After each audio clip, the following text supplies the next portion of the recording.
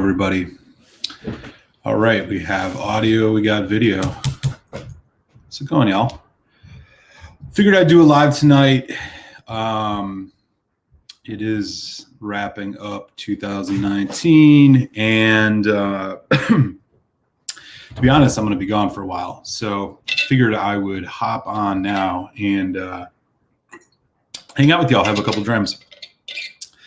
So we will see. Looks like we got 2 people on already. Right on. So we'll see who's all around tonight and hops in. But otherwise, I got a couple different things I'm going to drink tonight just to kind of finish up 2019 with a bang, as it were. A couple of them I've done some reviews of. So what I got right now is this Jim Beam Repeal batch, which is actually a pretty interesting one. I mean, they make so many ridiculous different bourbons, but I actually really liked this one this year. I think it came out in 2018. It was like a honor of the 50th year, 85th year of the repeal of Prohibition, and so they did it. It's like pretty much basically the same stuff, except it's non-chill filtered, which is super dope. So I was pretty excited about that. Let's see if this chat thing is working. This is my first time using this StreamYard tool, so I'll see if this thing is actually working. If not, I'm just going to actually grab my YouTube. I can bring this up here. Give me just a sec. Right on. Ah, cool. Here we go. Hey, Carl Van Wellingham. Eric, greetings from Belgium. Hey, man. Cheers, buddy. Thanks for swinging by. I have not been to Belgium, but I have been other places in Europe. I imagine it's got to be pretty late by you at this point. What are you, like 6-7 hours ahead? You're in the early morning hours already. You up having a drink or what? Mr. French says, hey, Mr. French, how's it going, man? Thanks for jumping in. Looks like we got 4 people watching. So yeah, sipping on this Jim Beam Repeal batch. I actually think this is a pretty good one. You can find this for like $25. And the only difference I see between this and the, I think, standard Jim Beam is that it is 43% instead of 40, which is a big deal. And it's also explicitly non-chill filtered. It's supposed to be like how it is back in the day when they were making this stuff pre-prohibition. So this is a pretty good value bourbon, to be honest. It's a good sipper. I think I did a review of this about a month ago. Really solid stuff. In the hopper, though, I got this Glenfarclas 25, which I opened earlier this year. Actually, just got this thing sitting here now, just getting some oxygen. This is one where, like, I found it at a ridiculous price. It was like, God, I don't know. I mean, less than $150 for a 25-year-old whiskey, which I thought was pretty amazing. But, you know, I will say that it's not a world beater when it comes to a 25-year-old Scotch. It's 43%.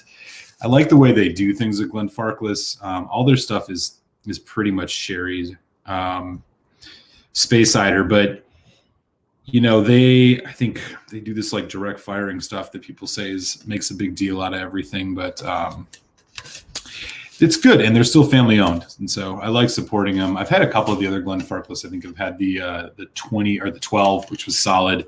Yeah, but this 25, it's good, but you know, you think you're getting a deal for $150 at a 25. It's $150 25-year-old whiskey. So I'll be getting into that in a little bit. Carl says he's 6 hours ahead, enjoying Bruichladdich Black Art for 5.1. Oh man, you're a lucky man. I have not had the pleasure to have the 5.1, but I did just do my top 5 whiskeys of the year, which ended up being 6 because I had 2 winners, but in my like top shelf once in a lifetime dram, which I got to have on New Year's Day of 2019, which is the Bruichladdich Black Art 4.1, which I mean is honestly probably one of the best whiskeys I've ever had. Really amazing stuff. And so the 5.1 I haven't had, but I would be curious to hear what you think about it. I can't find anything older than the 4.1 here in the United States. But I know that there's the 5.1 and the 6.1, which I think came out earlier this year. I want to say I saw that around somewhere, but in any event, it looked really damn good. So I hope you're enjoying that. I wonder what does that run you? You guys on the Euro in Belgium? You are, right? You're in the Eurozone. What's a bottle of Bruichladdich Black Art 5.1 cost you in Belgium? Anyways, so I got a couple others on the shelf here that I'm going to get into. My Glen Scotia 15, which was like honestly my top whiskey of the year, under $100. This stuff is mind blowing. It flies under the radar. It's a Campbelltown. I'll get into that a little bit later. Oh yeah. So this is a super cool one. Mackay Bay, for everybody that knows the Kilchoman's, but check this out. This is called Meet the Pete Tour 2019 Cask Strength Mackay Bay. I've had a drink or two of this already. It's freaking fantastic. I guess what the Kilchoman folks do is they kind of do a tour around the United States every year. They stop at a few select places where they bring a whiskey similar to this. They do a cask strength version of something, I guess. And there's a shop I found which actually ships ships to where I live, and had some of these Mackay Bay cask strength versions. And so it was cheap too. It was like $65 or something for a cask strength whiskey. You can't go wrong. I mean, it's not an age statement, but whatever. We all know that stuff is amazing. Kilchoman's been doing some really exciting stuff. So I got a couple drams lined up tonight. Be curious to hear what anybody else is drinking. If you are in, we're up to 5 viewers now. So cheers. Good to see y'all. Carl says, I tried the 4.1 as well, and still my favorite. The 4.1 is now 400 euros. The 5.1 is 300. Wow, that's a big difference. Damn. I'm not sure what year that 4.1 came out, but yeah, it's the best whiskey I've ever had. I'll just be real. So I totally agree with you on that. Would be curious to hear what you find different about the 5.1 than the 4.1, because I definitely am going to look to try some more of the Black Art releases as I can find them, assuming that they're affordable. But man, they're expensive. Mr. French says, sounds amazing. Are you talking about the Bruichladdich, or are you talking about the Mackay Bay? Either way, both are pretty amazing. So yeah, I'm finishing up this Jim Beam repeal batch. Carl, since you're here, I'd be curious what kind of American whiskeys like that you find over in Belgium. You find any of these interesting Jim Beam releases over there, or is it mostly just that white label? I found that I was recently in Ireland in the UK, England actually, a few months back, and yeah, the bourbons that I saw, it was actually pretty funny. I went into a shop this is in Dublin. They had a bunch of these bourbons, some regular stuff you find on this shelf in the States, and it was like exorbitantly priced. I can imagine that for folks who come over here and find Scotch, they got to be mind blown at how expensive it is, and it's getting worse because there's a tariff coming on. Maybe we can talk about that. Anyways, this Jim Beam repeal batch, I don't remember what score I gave it. I want to say I gave it like a 3 out of 5, but man, I almost would go higher on it. That stuff is really damn good. Anyways, so yeah, as we kind of get into this, I've been thinking back on just some of the different drams I've had this year that I thought were just winners. This year, I've been really trying to try older stuff. I've really kind of only been into Scotch for a couple of years now. What's up? Oh, it's Evan. Evan, how you doing, man? Cheers from Philadelphia. Looks like we're up to 6 people on already. What's up, y'all? I'm drinking some Jim Beam repeal batch. Anyways, yeah, so I've had a couple different really older stuff this year, and in the video that I put out a few days ago, a bunch of them ended up being some of the best whiskeys I ever had, or well, I had in 2019 at least. It was the which ones were on the list? The Bunnahabhain 18 and the Glenlivet 18 was right there. Evan says I need a pour. Yeah, you do, man. It's right about that time. Just a bunch of different 18-year-old whiskeys that I was able to try this year. It was a lot of fun. I'm going to try and do a couple more videos about that in 2020. But the Bunnahabhain, I think, was the best one that I found. I'm trying to think of all the different ones I had now. God, there were many. Highland Park. Let's see. Geez. Yeah, Glenlivet. There were a bunch of other ones. I think I'd have to look back at all those videos, but yeah, the Bunnahabhain I think was probably the best one. The Glendronach 18 Allardyce, which I know everybody's a huge fan of. Sherry Bomb. Carl says in Belgium, Jim Beam is limited to the white label double oak and devil's cut. Oh, right on. You know, I've not had that devil's cut, but I've heard it's, you know, some people got high opinions of that stuff. And again, it's relatively inexpensive here. The double oak, I remember having the double oak. No, I've had the black, which I don't know if that's the same. I don't think it's the same. But anyways, yeah, the devil's cut, that's the one where they say it's like they like press it out of the wood that's been like stoked and absorbed as whiskey's been aging in it or something like that. Yeah, I don't know. All the other limited releases are hard to get over there. Yeah, I hear you. Evan says, see you soon, brother. Yeah, man. I'll see you in like less than a week. That's actually my younger brother. He lives in Milwaukee. I'm in Philadelphia, Pennsylvania, but I'll be flying out there for Christmas. So we're going to be pouring some drams for sure. Heck, maybe we'll even do an impromptu live stream. We'll see. We'll see how the days greet us. Anyways, I'm about done with this Jim Beam. Carl, I'd be interested if you've had any, if you had the Devil's Cut or the Double Oak, or what those things are costing you over there. I'd be interested to know that. I think those are in the like $20, $25 range. Here in the States, at least. All right. You get some water here.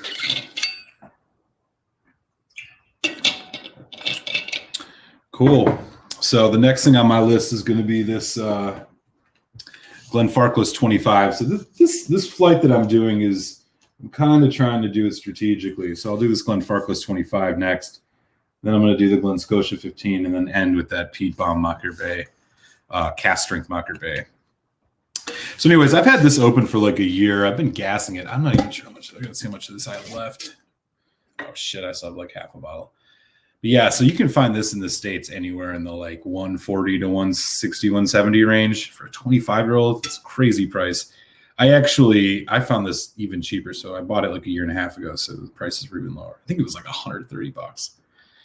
I thought this thing was a total steal. It's solid, but I mean, I let this oxidize for 3 or 4 months maybe, just to try to let the flavor open up a little bit.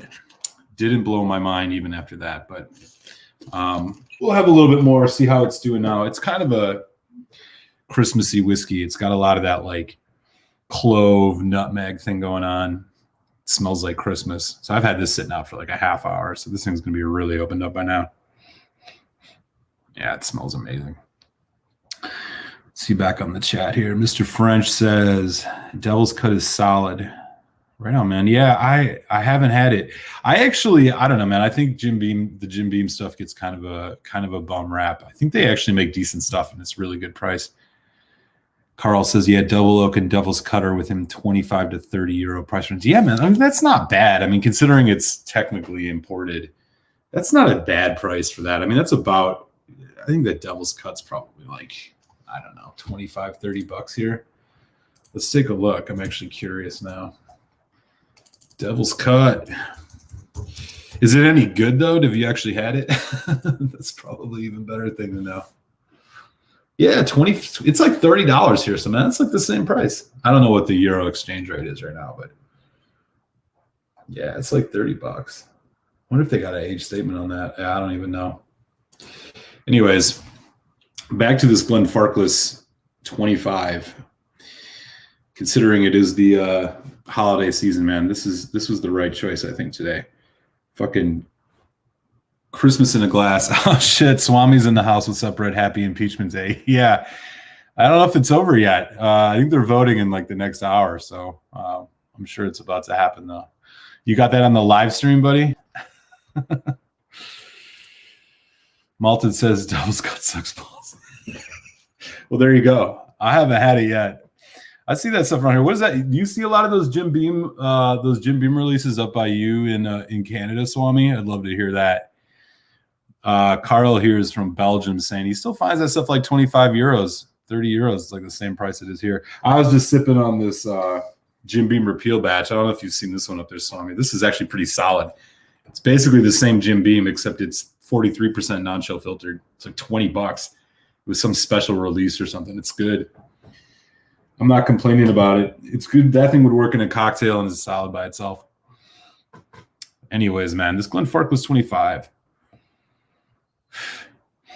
I haven't had any of that family cask Glenfarclas stuff. I don't know if any of y'all have had that shit before, but man, this smells good.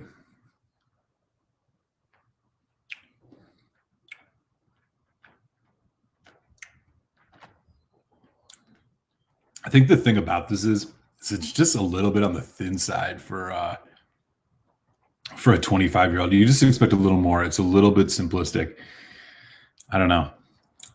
Even after that much oxidization, it just hasn't got that much more interesting. Still, good price. Swami says it's marketing crap. What are you talking about, man? I saw that video. They're like pressing all the liquid out of the wood staves and stuff. Yeah, man. Oh, I'm gonna have to check out your video. You say you reviewed that in 2017. Yeah, Farkless 25 is nice. Yeah, no kidding, man. This would be amazing. I was just saying earlier, you can find this stuff, man. I found this bottle for like $130. You can get it in the States for like $150, man. That's crazy cheap for a 25-year-old. But man, it's just not amazing. Have you had any of you had like the 21 or the 17 of the Glenfarclas? I wonder if that's actually any better. Yeah, I do wish it was at 46%. Man, honestly, there's no reason any 18-year-old whiskey shouldn't be at 46%. I'm trying to think now, man. So the first review I did every month this year that I posted was all 18 years or older. And man, I swear to God, half of those were at 43%. And the ones that weren't was Bunnahabhain 18, which made my top 5 list. I'm trying to think back now, man. Like, I think the Highland Park 18 is 43%. Glenlivet's 43%. The Glendronach wasn't, which is great. But man, yeah, like why Glenmorangie, the Glenmorangie 18 is 43%. Like, come on, man. If you're gonna pay that much for a whiskey, they should be doing you right by that. Carl says he's talking about the Jim Beam. Double Oak was pretty decent. Haven't tried the Devil's Cut yet. According to Swami, I shouldn't. Swami wouldn't lead you astray. You should probably listen to him. I don't know, man. It did sound a little goofy. Like they tried to do this like reverse angel share thing or whatever. Glenfarclas is awesome for 105 euros, but they should crank that up to 46 totally, man. Why not? 25 for 105 euros, man. That's like free for 25-year-old whiskey. I just wish it drank. This drinks like a 18, right? Yeah, man. I just think, man, a lot of these distilleries feel like they can just put the name, even you hear all people bitch about the age statement stuff and that the age statement is supposed to be a sign of quality and all that. Like ABV, man, is just as important in my opinion. I would rather drink a non-age statement at 48% than I would a lot of these 18s I had at 43%. You just get more out of it. They feel like they can just put this age statement on it and then get cheap on you. Swami's, he's reviewed the 105, 10, 12, 15, 17, and 25 from Glenfarclas. So basically all of them, Swami. We can't get the 15 here in the United States, the Farkless 15. I can't find that anywhere. You know what? Quig's always jabbering on about how much he loves that one, making me jealous. You can't find the 15 anywhere. He says that's the one that like got him into sherry, I think, if I remember right. It was that or like the Glendronach. It's solid though, man. I've had the 12 and the 25, man. The 105 I can't find anywhere around here. But that's the cast strength one, right? The 105. Evan says went with the Oban 14. Yeah, man, you can't go wrong with that. Malted. Swami says Glenfarclas 105 is his favorite. I'm assuming then that's the cast strength, right? It's a black labeled one or whatever. Yeah, I can't find that anywhere. Glenfiddich, same story. High age statements too low of an ABV. Yeah, man. Seriously, Carl, like I think there's just way too many of these older single malts with the age statement on it that, like, man, going forward, I think I've learned my lesson this year. I'm gonna be hesitant before I buy anything with the at 40 or 40. I mean, 43 is all right depending on what it is, but for like $150, if the choice is Bunnahaven 18, which is at like 48 point something %, or like something, you know, something else coming in at like 43, like, I don't know, man. It's garbage. You might as well. Quig and I rarely agree on Scotch. Yes, the 105 is castrate. Really? I thought all Canadians thought the exact same, man. What are you talking about? What are you talking to boot? Those are fighting words for Swami. Let me see how this thing works, man. I'm gonna look at this StreamYard thing. Can't you, like? I'll drop a link in here if any of you feel like joining on. I just have no idea how to do it. Oh, here it is. All right. I'm gonna pop this in the chat. If any of you guys want to join on and shoot the shit over video, hit that link. Carl says, yeah, Glenfarclas 105 is at 60%. Damn. So that thing has got to be just like a sherry bomb. I wonder how much that's even going for around here. I don't even know. Let me take a look. I don't know what that costs in the States. Glenfarclas 105.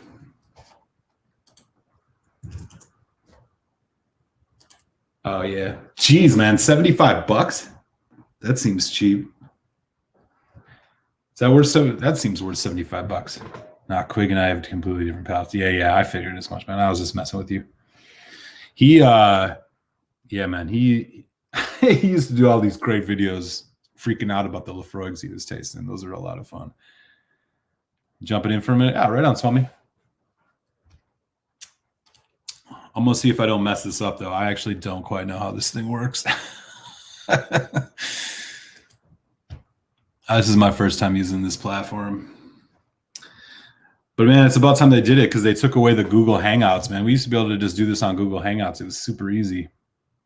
Yeah, right on, man. Join on whenever. So, yeah, you know, YouTube, which obviously is owned by Google, for some freaking reason decided to switch over and not allow you to use Google Hangouts to invite people into your chats, which is just like absurd. It's like their own platform. Man, I might be wrong about this. I don't know. It seems like it's getting better. Carl, are you a fan of any of the Glenfarclases? Obviously, you said you like the cast strength of any other ones that you've had that you like. And have you ever seen anything else? Any of the other age statement ones over there? Like here in the States, you can find the 12, the 17, the 21, the 25, and then there's like these family cask. You know, the ones that are like 40 years old or something, but I never find any of those around here for a decent price. I'd be curious if you guys see anything else over there. I'm gonna have a little bit more of this, right? It's going down well. Well, of course it does. It's 43%, right? Yeah. This is Christmas right here, man. What a nice pour of this. Anyways, so we still got 9-10 people watching. Right on. What are you guys all drinking tonight? Welcome to the chat. Whiskey Friend, Alan, nice to see you, man. Raising a glass across the ocean of Glenfarclas 25 to you, sir. I caught a little bit of your live earlier. Congrats on the 100 or the 1,000 subs, man. That's awesome. Your videos have just been great, man. I've been checking those out for the last 6-8 months now. I don't know how long you've been doing it, but they've been great, man. Congratulations on that. Glad to have you in here. Peter White's in the house too. We're up to 10. What's up, y'all? Picked up the Glenfarclas 105 22-year limited edition last year. What? I didn't even know that existed. What's that all about? Is that like, Peter, you're in Canada, right? I don't quite remember if that's where you're at or not. We were just talking about the Glenfarclas 25 and honestly just talking about older 18-year-olds and 25-year-olds and how, you know, the age statement's on there, but you find a lot of them are only coming in at 43%. we were just saying this. The Glenfarclas 25 is like a great example of a whiskey that would just be so much better if it was at 46%. Just don't understand how well, obviously because they make money doing it, but they could really turn this up to a fantastic whiskey, I think, if it had just a little bit more ABV. Carl, 105 is a 1 liter bottle in Europe. In USA as well. In Europe, we have the Farkless 10 to 30. Wow. Damn. So, whole rage. You're spoiled.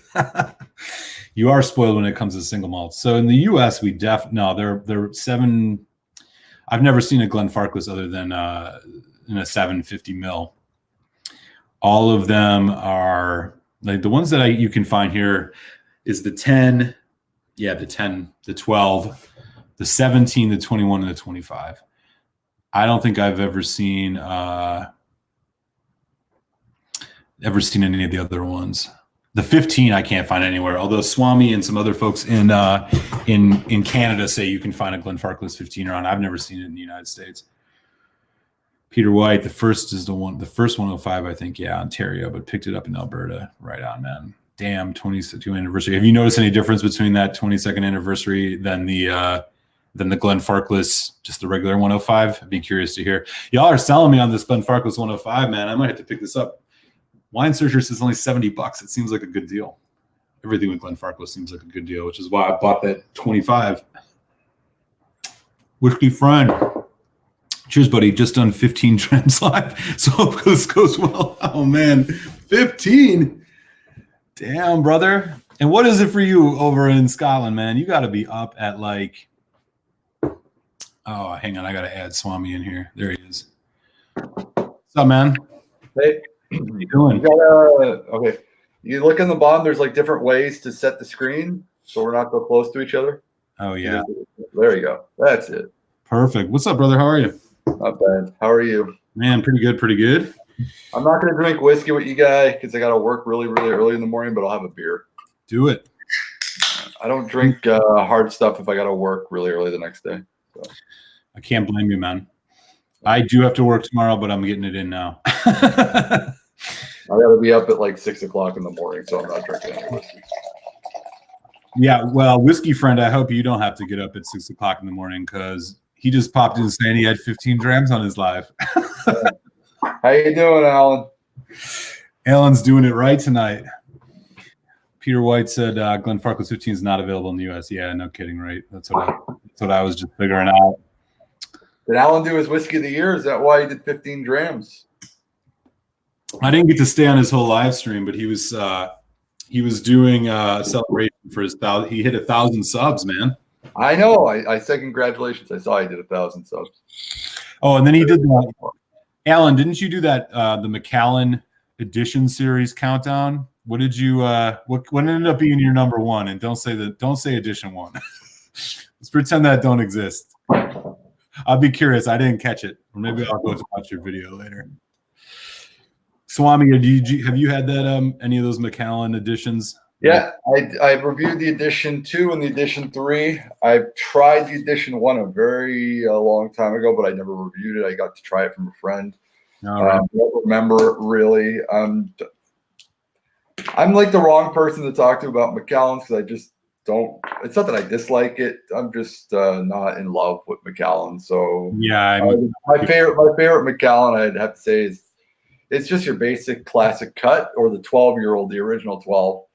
Not the double cask or the triple cask, but the original, just fully sherry 12-year-old is a really nice one. Yep.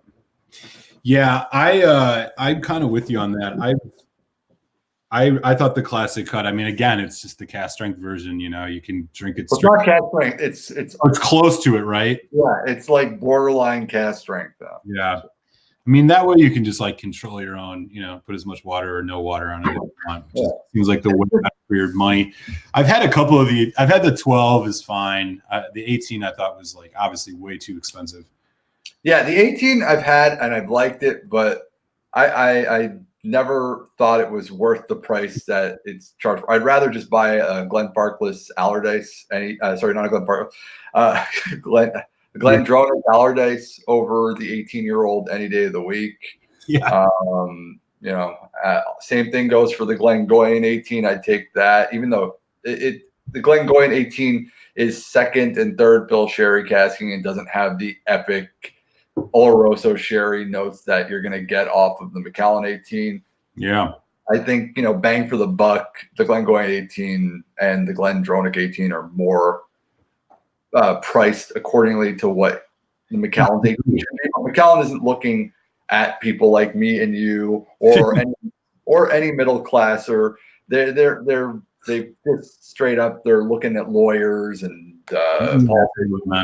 people that the rich executive pulls out from behind his desk and thinks he's giving you the top-notch whiskey. Yeah, exactly. Even though it's not the top-notch whiskey. Nope. Especially now, like Macallan's quality has dropped every single year. Like for the past 6 to 7 years, it's just been dropping. And I have a lot of friends who are huge Macallan collectors who have older bottlings of the 18-year-old and older bottlings of the 12 and so on and so forth. And they talk about it relentlessly, how the 18-year-old since about 2016 has not been that great. So. That's not a surprise. Yeah, I had a glass of the 18 once at a bar and it was like a splurge. Point. Yeah. It was ridiculously expensive. And like, man, to even find a bottle of that on the shelf in the States, it was like over $250. It was like, come on, man. Like that's absurd.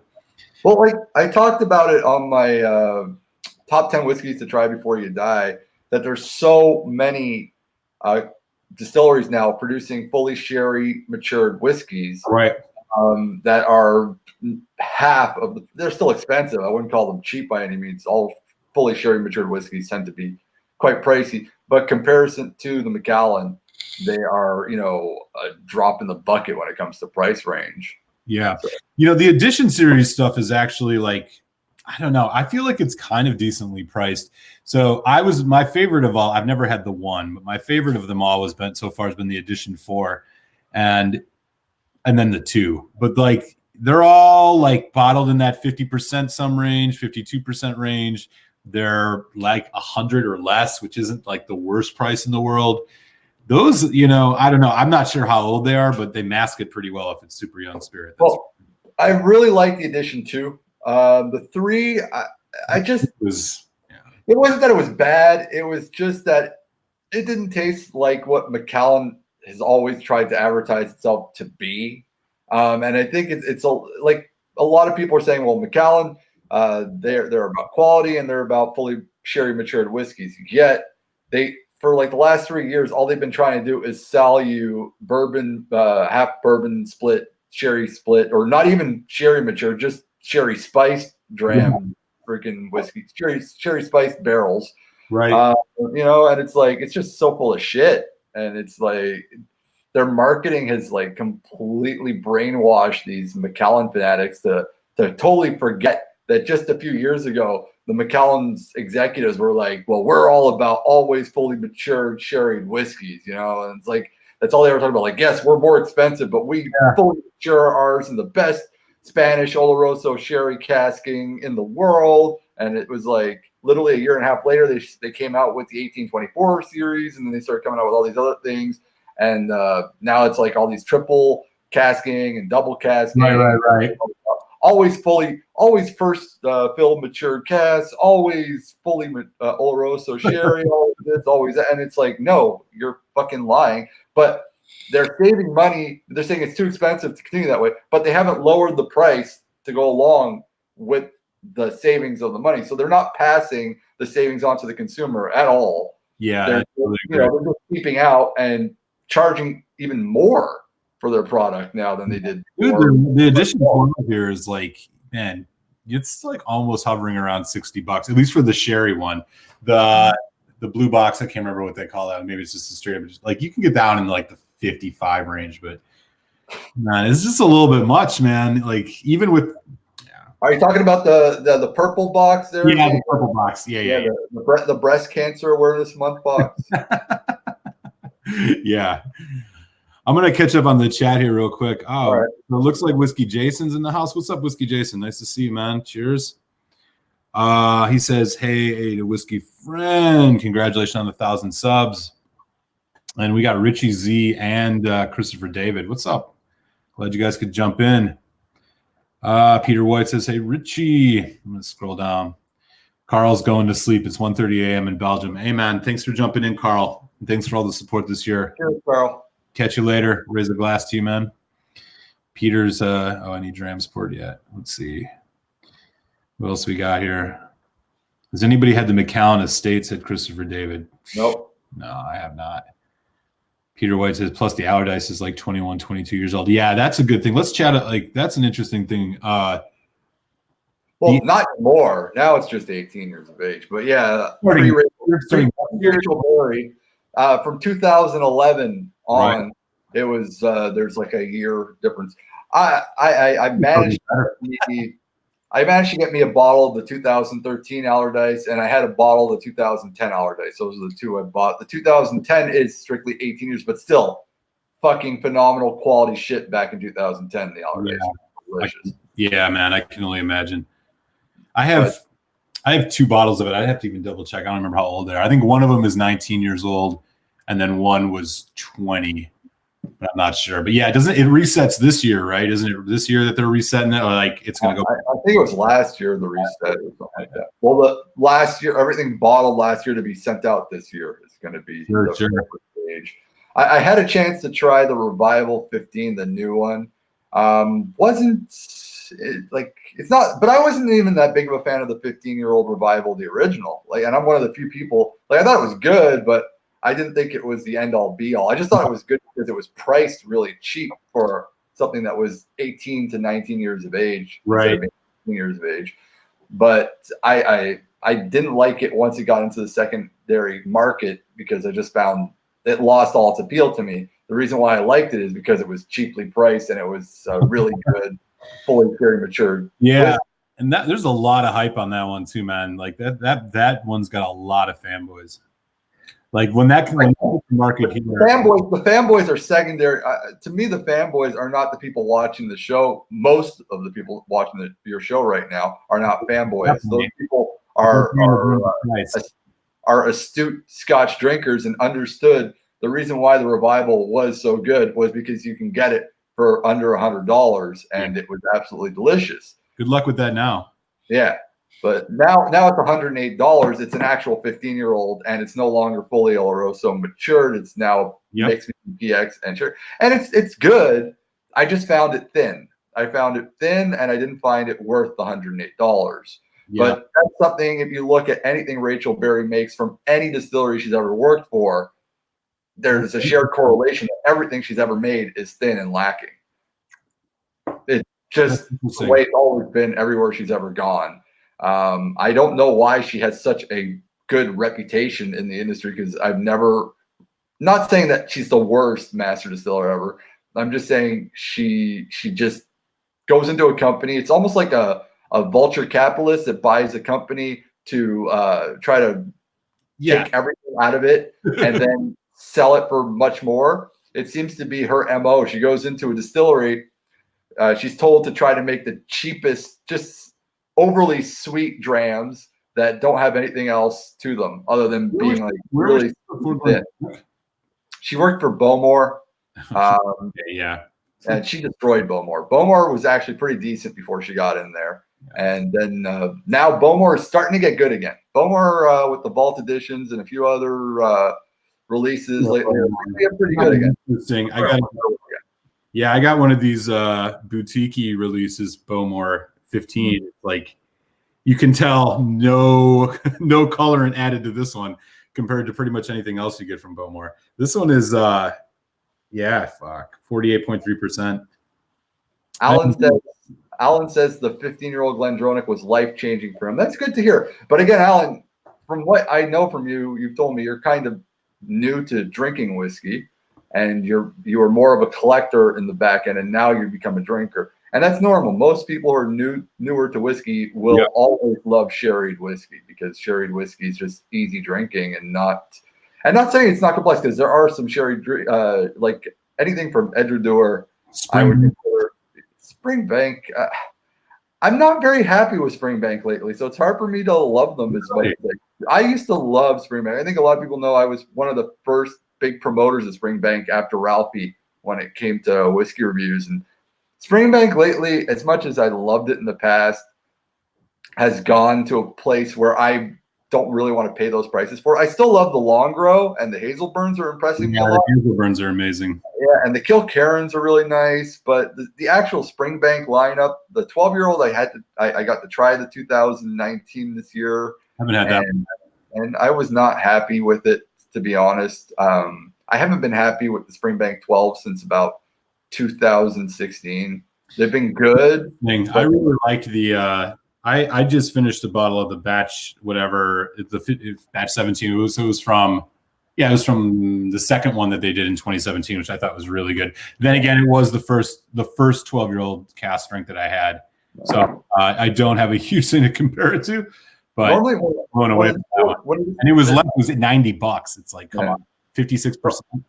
The problem with distilleries is once they get really popular and hyped up and growth, they start mass producing whiskey, and quality drops. It's inevitable. Quality drops because quantity goes up. And I just find that other than the 15-year-old Springbank that I had out of the new versions over the past couple of years, the rest have not been as good as I expected them to be. The 10-year-old, from what I hear, Jeremy told me that I need to go buy the 10-year-old this year. He said it's really excellent. He said it's back to how it was before. So I got to check out that 10 because I was a big fan of the 10-year-old and the 12-year-old. I don't have the funds to be doing the 21 or the 25. I'm not Rob whisking the 6. Dude, right. It's $580 for the 21-year-old in Quebec. And then it's $980 for the 25-year-old in Quebec. So I don't know if I want to spend that. The 18? Pardon? I've had the 18. I bought a couple of bottles of the 18. I ended up selling them. Well, not selling them, trading them. I don't sell whiskey, but I traded them. You trade them. Yeah. Yeah, I traded them. I was not happy. You can look at my review on the 18-year-olds. I've heard that it's worth avoiding. Yeah, it's not worth the price. I paid $203 for one bottle, and I made the mistake of then the year after, because I didn't want to judge it just on one bottle. So I bought another bottle a year later, and it went up in price. So it was like $230 at that point, and they both were just so boring. Not saying they were bad. I don't want to say bad, but lacked any complexity to it. It just tasted like your basic, almost like, and this is going to be insulting to all these Springbank fans that love it, but it tasted like any basic Glen Moray almost in style. It was just wow. It was so boring. It was just so boring, and I was like, I'll never buy another 18-year-old Springbank. But everyone's telling me that the 21-year-old is to die for. The rum cask finish that came out here supposedly is one of the best whiskeys ever. Peter White, you can say blasphemy, and same with Jason Fisk, but I'm not afraid of telling people how it is. So no way. Dislike it or like it. So I just actually landed this one. That's the 19. Not sure if you've had 11. This is a single cask Sauternes cask. It's 11-year-old. So this is bottled in November of 18, 57.2%. I have not had it. I ended up finding it a stupid good price. I'm going to open one up next year, but I've heard a lot of good things about their single cask. There was a spot in DC that when I lived down there that I used to go that had a lot of different Springbank single casks, and I think I only tried one or two. They're both really good. The local barleys used to be a great whiskey to purchase till after the 11-year-old. I loved the 16 was great. The 11 was pretty good. The 9 was pathetic. I was not a fan of the 9-year-old. The 11 was good, but it's way overpriced for what I paid for it. I bought that one for $230 for an 11-year-old bottle, but everyone was on my head because after the 16-year-old, the 16-year-old was so good that I figured, and that's one thing I've learned during my time of drinking whiskey is that whiskey editions just get worse every single year. They never are as good as the President whiskey. It's the only thing in the world other than movies where the predecessor is always better. You know, it's like mostly true with movies too, with rare exceptions. Yeah, rare exceptions. Like the predecessors always. Aliens, maybe Terminator 2, Godfather 2. You know, I was a huge fan of the Glenn Dronick edition series whenever they were doing them, and they did a really good job. That was the one thing they were doing a great job till the 6th edition, and the 6th edition was pretty shitty. And then I figured, okay, maybe the 7th would be good, but then Rachel Berry took over, and the 7th made the 6th all right, which was weird because you'd think like the 6th was not good. And then after drinking the 7th, I was like, okay, the 6th wasn't that bad anymore. But like, you start missing Billy Walker. Like I was just like, I'm going to catch up on the chat here real quick. All right, I'll be back in 2 seconds. Yeah, take your time. All right, Carl hit the sack and went to sleep. That's right. What else we got here? I'm trying to find a place where I can actually start. Peter White at Richie Z, just the regular PT. Where are we at here? Peter hasn't had any drams yet, or Richie hasn't. Peter, Richie, you better catch up with us, man. It's holiday season. What are you pouring? Oh, you just got home. Gotcha. Well, we're all going to wait with bated breath to find out what it is. Richie says, Eric, what's your favorite holiday dram? So that's a good question, man. I was just talking about this. Well, this was the Glenfarclas 25 and how it's kind of got that, whatever you want to call it, Christmas spice kind of thing going on with the clove and nutmeg thing. So I'm digging this. I don't know. Christmas or holiday dram is an interesting question because it's like this time of year, man. It's I like a good old sherry, but I also just kind of feel the peated stuff too, which is why I'm going to be doing this Mocker Bay cask strength in a little while. It's cold out, man. You got a Mocker Bay cask strength edition? Yeah, man. Check this out. Nice. So I guess what they do is they have reps that go around to a couple select states every year. This is what it is. It was from Meet the Pete Week 2019. And nice. I got 2 bottles of it. Yeah. Cask Mocker Bay. It's at 58.6. It's solid. Yeah, I don't know. I mean, there's one shop selling them still online. If anybody's looking at it, it's called Ace Spirits. I think you can still get a couple bottles from them, but I haven't seen it anywhere else. Killerman is the king of making young whiskey actually complex. Yeah, man, no doubt about that. They do a really good job. But now you're starting to see a lot more age stuff coming out of Killerman, which I'm very happy because they doubled production this year. They've opened up a new section. They built a new section to the distillery with more stills so they can ramp up production and just so they can start putting out some aged products. So they've already got an annual release now of the bourbon casking that'll be 10 years old every year. PX that just came out too. That was like 10 years, right? They got a PX?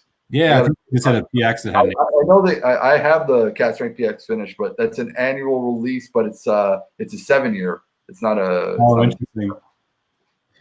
Anyway, so back to this real quick to catch up. Whiskey Friend said he made the mistake of every super chat he got, he had a dram. So he had 15 super chats. Hey, man, that'll pay for the hangover meds for you tomorrow and maybe some sloppy hangover food. Said this edition 2 was my favorite, although the non-aged, these definitely have older stuff in it. Word. Peter Smith or Peter White, Glendronach kills Macallan. Yeah, totally. We're almost caught up here. Richie Z says, oh, wait. I would think Glendronach killed Macallan, but now Glendronach is a wait and see. I want to see what happens. I don't want to prejudge too quickly, but what I've tasted of Glendronach since the takeover has not made me happy. So I didn't like the new revival and the new revival was questionable. And again, edition number 7 when it came out was shit. So I'm waiting. It's a wait and see. I haven't had a chance to try the Ben Riach edition 3 that's just come out for their cask strength edition. Hopefully it's good because I really liked edition 1 and I loved edition 2. So I want to see how Ben Riach's. I actually haven't had a chance to have any of those yet. No. In fact, I'm not even sure if I've had a Ben Riach, period. Oh, man, this is getting low. I'm going to do some of this Glen Scotia 15. Jason Fisk is in the house. He's York. What's up, Jason? Nice to see you, man. Thanks for joining us. Jason Fisk says Springbank dissing Springbank. What is this? Blasphemy, Peter Smith said. Peter White. God, I keep calling you Smith. The 18 would be better at 50%. Yeah, a lot of things would be better at 50%, no doubt. Long row 18. I don't even think it's the percentage. I don't think it had anything to do with the percentage of alcohol. It was at 46%. It was a decent percentage of alcohol. What are you talking about? The Springbank 18. Springbank 18. It's just lack of complexity total. There was like no sherryness to it. There was no peatiness to it. There was no Springbank funk to it. It just tasted like your basic run-of-the-mill Scotch. It's all, and for 230, that's unacceptable. It's just unacceptable to have zero complexity to it. To just be, it wasn't a bad Scotch. It wasn't a good. It was just whiskey. It was literally like the only way to describe it was whiskey. It was like drinking basic whiskey, and it had nothing to do with it. I'm glad to hear it from a second source because I keep going back and forth on that one. I keep seeing it, and I'm like, I want to pull the trigger because the 15 is good. The 15 is good. I love the 12. I'm like, how can the 18 not be good at Springbank? But I've heard people kind of just like not being too excited about it, and so I've been a little hesitant because that's a lot of money to drop on something like that. If it was, 100, maybe I would probably always remember you have local whiskey bars. It might cost you $30 for a drink, but $30 you can live with losing. 200, right, exactly. Exactly. Peter White said to Jason Fisk, a bunch of people saying hi to each other. Cannot believe I did not grab a second bottle of the Zin on Black Friday. I've got a Glen Elky 25-year-old right here, bro. Whiskey Friend, Glendronach Cast Strength 1 is incredible. I haven't had that. Here's the Billy Walker right here. Glen Elky 1992. Damn. Good shit. White says batch 4 is really good as well. Never laid eyes on the 1. Is it better than Octomore? Well, I think a lot of things are better than Octomore, but that's just me. Well, it wasn't. The 18 isn't even all bourbon maturation. It is a 40%, but it's second filled sherry casking. But still, it did not appear at all on the palate at all. Just at all. It just felt. What was the independent bottler on that Glen Elky? That's a first edition. Oh no shit! Oh wow, nice. Cool. Let's just catch up here quick. What else we got? And you can make. This is 100% bourbon casking, and it's fucking beautiful. You can make really good whiskeys at 100% bourbon castings that are full of complexity and flavor. And it's all. I don't know what they did. It's an enigma. You can't explain why the Springbank 18 is so fucking boring. I don't know what they did. It just. Yeah, man. That was the worry. Springbank, which is if anything, known to having pretty complex whiskeys, you're just like, what the fuck? Jason Fisk at Whiskey Friend says, Alan, I just got home. You good? Oh, Whiskey Friend's still in the house. All good. I think I'm pissed, buddy. Yeah. I mean, 15 drams on the super chat will do that to you, brother. Keep drinking that water, man. The Longo 18 I picked as my luxury Scotch of the year 2018, and it's beautiful. It's fucking gorgeous. And that one costs the same price as the Springbank 18. So worth it. Not even fucking. Actually, no, I paid more. I paid about $260 for the Longo 18 when I bought it, and I was very happy. I heard they have the 21-year-old now that's come out though, so I'm sure that's going to cost me. I don't know. 18 in London. I bought a dram of it at this bar, and it was amazing. That's one I'd love to get a bunch of bottles of. That stuff was fantastic. Fizz says the Tamdu Batch series is great for clean sherry bombs. And Richie says I was going to join Peter White with the standard Buffalo Trace, but can't find it, so just put the Highland Park 18.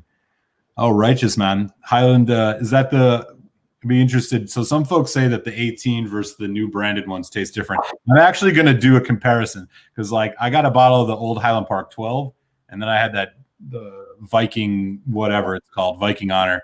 I'm going to pour them next to each other and probably be the first video I do next year. Actually see if there's any difference. I'll do the same for the 18 as well. I only have the old bottles. So yeah, man. I don't know, man. I have a hard time thinking that the formula of the whiskey changed that much just because of the branding, but we'll see. Oh, we got to test it. I've got the old 18 and I've got the old 12. So that's how I like it. You still find those readily in Canada? In Quebec, yeah. Well, not readily. I don't drink that much. I'm not an alcoholic. So when I buy a bottle, it usually will last me quite some time. Yeah. I got to get through 150 bottles. I can't drink them like all in one sitting. So my bottles will tend to last. You got to take on the Allen approach, man, and just say you'll do a dram for every super chat on your next live. You'll get through half your. I never ask for super chats. I don't do that shit. People will give me super chats when they want to give me super chats, and I'm not going to beg for super chats. But no offense to anybody else that does it, they can do it. I don't do it. Swami, this says it, Swami. I agree. The 18 was not your expected Springbank all bourbon maturation.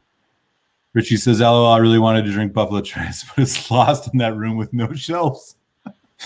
Christopher Davis says he just poured the Springbank 12 cask strength. It's fantastic. Yeah, I love that stuff, man. Be curious what the ABV is on that one. I guess you can tell the batch year by the ABV. Whiskey Friend, howdy buddy to Peter White.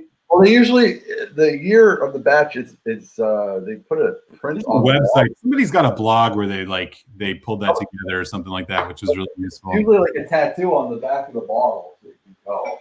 Whiskey Friend says old HP all day long.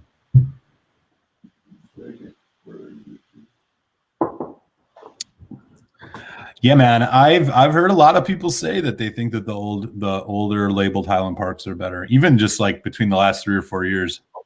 Yeah. Often he says he didn't ask for the super chats. It's all marketing. Yeah, for sure. Peter White says I paid $180 in Canada and Alberta for the Long Row 18. It sounds like a steal given how much that Springbank 18 is right now.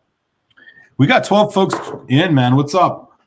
Thanks everybody for hopping in. I'm already on my third of the 4 I laid out. I'm doing the Glen Scotia 15, which is actually my whiskey of the year for under $100. Do not miss this one. Check out my whiskey of the year there, Rabbit and Red. Yeah, I will definitely do that. Swami's in the house too. We're hanging out, having a couple of drams. It's good to see y'all. My whiskey of the year video already came out. It came out last week. And for those who watched it, thank you. For those of you who haven't watched it, fuck you.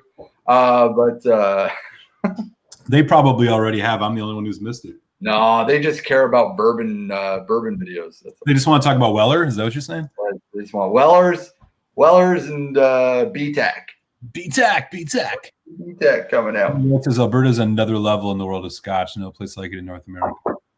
Jason Fisk says, so is Brooklady Black Art 4.1 the best so far? Anything else really well? Brooklady Black Art 4.1 is the best whiskey I've ever had. And I would actually agree with you. It's my favorite whiskey of all time. Is it? Yeah. It was. I had to split my number one this year because I was like, the Brooklady Black Art is by far the best whiskey I've had. But I was also thinking to myself, like, that's also like right now pretty hard to get and $400. And so I was like, look, top shelf, once in a lifetime, get this. Otherwise, it's this Glen Scotia 15 for me. My review of the 6.1 will be coming out in 2019. So, nice. Sorry, 2020. I haven't reviewed it yet. The Anarch 18 was my winner of Jason Fisk. To be honest with you, others that have wowed me. I mean, nothing is wowed. Yeah, that's the stuff, man. I don't think anything has wowed me quite like the Black Art 4.1. But if I had to put it together, if I had to think off the top of my head, there are a few. There's a handful. I would say the Ball Blair 92nd release is fantastic. I have a Lafroig, the Lafroig 18, which I actually think is better than the 25. Lafroig 18 is choice. Trying to think of other ones I had this year that were just mind blowing. Yeah, it's a short list, man. It's nothing compared to that Brooklady Black Art. You've had the 4.1, Swami? Is that what I've had every Brooklady Black Art that's come out. Damn. I've had a chance. I haven't owned every of them. I've owned the last 3. I've owned the 4.1, the 5.1, and the 6.1. You notice any major difference between, or like any drop off with the 5 and the 6? I was curious because I know I found the 6 better than the 5.1. The 5.1 was great, but the 5.1 had a little too much sherry. I can't know because you don't know what it is, but I felt like it had way too much sherry maturation to the 5.1, which felt like it was masking something. Whereas I felt On the 6.1, I felt it had a lot of manzanilla and it had a lot of port cask to it. And it kind of added a lot of nice, deep, dark chocolate notes to it. The only problem I had with the 6.1, and it's not really a problem, it's just that all the other predecessors of the Black Arts were all at cask strength. So I don't understand why they put this one at 46% ABV, because I would have liked to have seen it at cask strength. The way that they did the other ones, I guess maybe because it was 26 years of age. Yeah. And we're trying to, keep it at the $350 mark price line. They didn't want $400 or something like that. So they had to kind of cut costs somewhere. It still worked really well. Again, as long as something's at 46 point something, I'm not going to be that mad, but it would have been nice to see it at cask strength. Sure. I think I heard 7.1 is at like 49 point something, 49.2, something like that.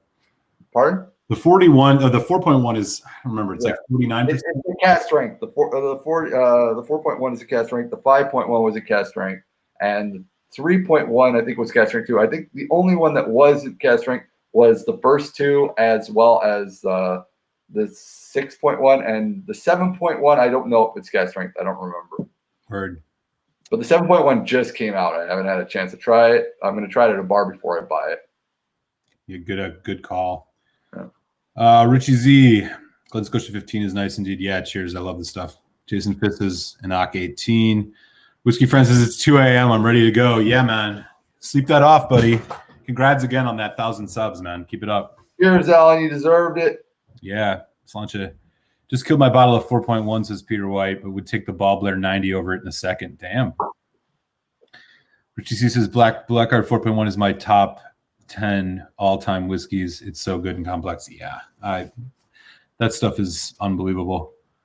Tried the BA 7.1, Black Art 7.1 is okay, but it was a festival.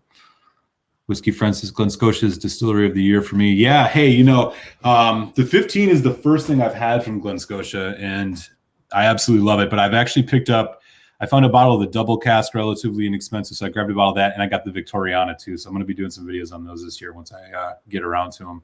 You're not going to like me. I'm not a big fan of this Glen Scotia 15. No? No. I reviewed it last year. It's not a bad whiskey. I'll have to check that out. All right. I haven't actually done a full review of it yet. I've been sitting on it for a while. I've been meaning to, but man, I absolutely love this stuff. Christopher David, have you had the Deanston 20 to Richie Z? So I actually have a bottle of the Deanston 20. I haven't opened it yet. I got to get on that, but I've been waiting to do that one for a while. There was somebody on YouTube who was just loving on that stuff, and I don't remember who it was. I think Ralphie. I think. Ralph was a decent 12. I think he went nuts over or something. I can't remember. Yeah, no, Glen Alecky 12. Yeah. I think he won Deanston 12 too. You might have been right. I've only had one Deanston, so I can't really speak on Deanston. I've only had the Virgin Oak, and it was good. It is good. I haven't reviewed it yet. It's in my bar, waiting to do a review. I'm gonna order a bottle of the 12-year-old because everyone tells me I have to. So I'm gonna get a bottle of that 12-year-old before it disappears. And Virgin Oak is pretty inexpensive too. Yeah. Well, I don't want to talk about it because I haven't reviewed it yet. I try not to talk about whiskeys I haven't reviewed yet. I'll have to wait for my review on it. I know I'm late as fuck, but I don't go by trends. Yeah. I think that there's some that I've had and I've already done notes and like spent a lot of time with it. I just haven't got around to doing videos of because I've had some other stuff backed up. So I'm trying to slow it down a little bit. I've been only doing like 3 or 4 a month now. So I'm kind of getting better. Good. I don't understand. Like, I've cut down to about 2 a month. I'm not doing more than 2 reviews a month. Wow. No, it's just too much work otherwise. It's not just the work. I find it's kind of just like now I don't know if you're always spending as much time with stuff as you want, and you're just thinking like you want to do these videos. It's like, nah, man, I'm gonna take it as it comes. I've cut my live shows to 2 a month, and I've cut my reviews to 2 a month. So that way you got 4 videos per month. You get 2 lives and you get 2 reviews. I don't care if the algorithm gets fucked over, whatnot. I don't give a fuck. Peter White says he just traded a 7.1. I think he's talking about the Brook Lottie for a PHC 11-year single barrel and a High West Rendezvous Rye Hungarian cask finish. Wow. If you have a bottle of old school PC, not Port Charlotte, PC5, old school PC5 or PC7. Oh, the Brulati. Yeah. Old school, just the old school PC, not the one that says Port Charlotte. I want the old school, just says PC on the motherfucker. If you got one of those and you're willing to fucking sell it or trade it off, let me know and I'll find something to trade off with you. Because that's what I'm trying to find, and I don't want to buy on the secondary market because everyone's selling them at like $500 to $600, and they're being assholes, and I don't want to buy it at that price. That's brutal. What's up, Bourbon Buddies? Bourbon Buddies in the house. Hey, what's up, man? Cheers, gents, or whichever one of you is on. Swami. Whiskey Friend says, "Don't listen to Swami. He's being silly. No way." Scotch for Dummies, said Jason Fisk. Yeah, it was Scotch for Dummies that were feeling on that Deanston 20. They did a video on it like 2 years ago, I want to say. Yeah, but Scott loves anything that has PX in it, so it's hard for me to trust Scott's opinion when any whiskey has PX in it. Scott's in love with it. Scott, I love him. We're good friends, but he's a sugar fanatic. So anything that tastes like syrup is Scott's jam. So. And speaking of, so going back to the Octomore thing, Swami, have you had any of the Octomores? What's your? I've reviewed I've reviewed 6 Octomores on my channel. I've had a lot of Octomore. My favorite Octomore, people get mad at me when I say it all the time. I don't care. It's a 7.1. It's just a 7.1 is my favorite. The 8.1 is a close second. I've not been a fan of the 3s. Everyone gives me hate because I'm not in love with the 3s. I just find the 3s to be just overwhelmingly peated, too peated. It's just whatever. I guess people have better palates than me. I can't taste anything else but fucking smoke when I drink those things. I like the 0.1s because the 0.1s, I find that the bourbon cast shines through a lot. I find that the 3s that have I guess the 3s are always like the special edition with like extra different casking added to them. I never get that extra casking. It just ends up, because what they end up doing with the 3s is they end up boosting up the peat levels, and then I don't taste anything anymore other than peat. So. And I'm not saying I dislike them. When I had it, there's like, I just thought the prices on those were like way too much for what you were getting. Maybe there was some other versions of it that are more complex, but I sort of had, I think I said 2 different ones. I have to go back and look at what numbers they were, and I sort of written it off. I was like, these were like $150, $80 to $200 for like, it's like, what? Well, it depends where you get them, because I don't want, well, everyone knows. If you get them out of Alberta, you get them nice and cheap. They're about 130 to 140 Canadian if you get them out of Alberta. So yeah. They're decently priced in Alberta. Still, you're talking about 5-year-old whiskeys for the most part. Right. Because they come in a nice, cool bottle. So they got to be, and they're just like, there's a lure to them because of the extreme peatness to them. But I like the Octomores. I'm not going to hate on Octomore. I think Octomores are good whiskeys, and they're not, like, again, if you buy them in the right places, they're not expensive. But if you buy them at the $200 mark, then you're an idiot. What can I say? They're not worth the $200. They're definitely, to me, not bad priced at 130, 140. I'll buy them for 130, 140, no problem. Yeah. And the 10-year-old was a good one. I like the 10 a lot. And now they've reinstated the 10-year-old. So I think the 10-year-old's going to be there to stay now. It's going to be an annual release now. It's no longer just going to be, it came out once and that's it. So I've heard the 10-year-old is coming out and staying. So that's a good deal. The 10-year-old at the price that it's at is nice. Good stuff. Swami, I'm going to hand the reins over to you for a few minutes. I got to run real quick. I'll be right back. Okay.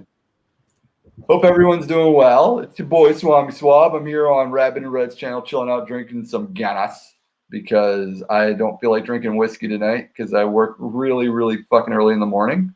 Again, I did my Whiskey of the Year video. Hope you guys enjoyed it. Malted in Montreal will be coming at you in 2020 with a lot more content for you to watch. Continue subscribing. Other things happening. Mike is slowly transitioning into a gorilla from what you saw. His chest keeps getting bigger. He keeps getting shorter and stockier. But Mike That Crazy's awesome guy. So we're all happy for him. He wants to become a gorilla. He likes being a juice head. The steroids work well with him.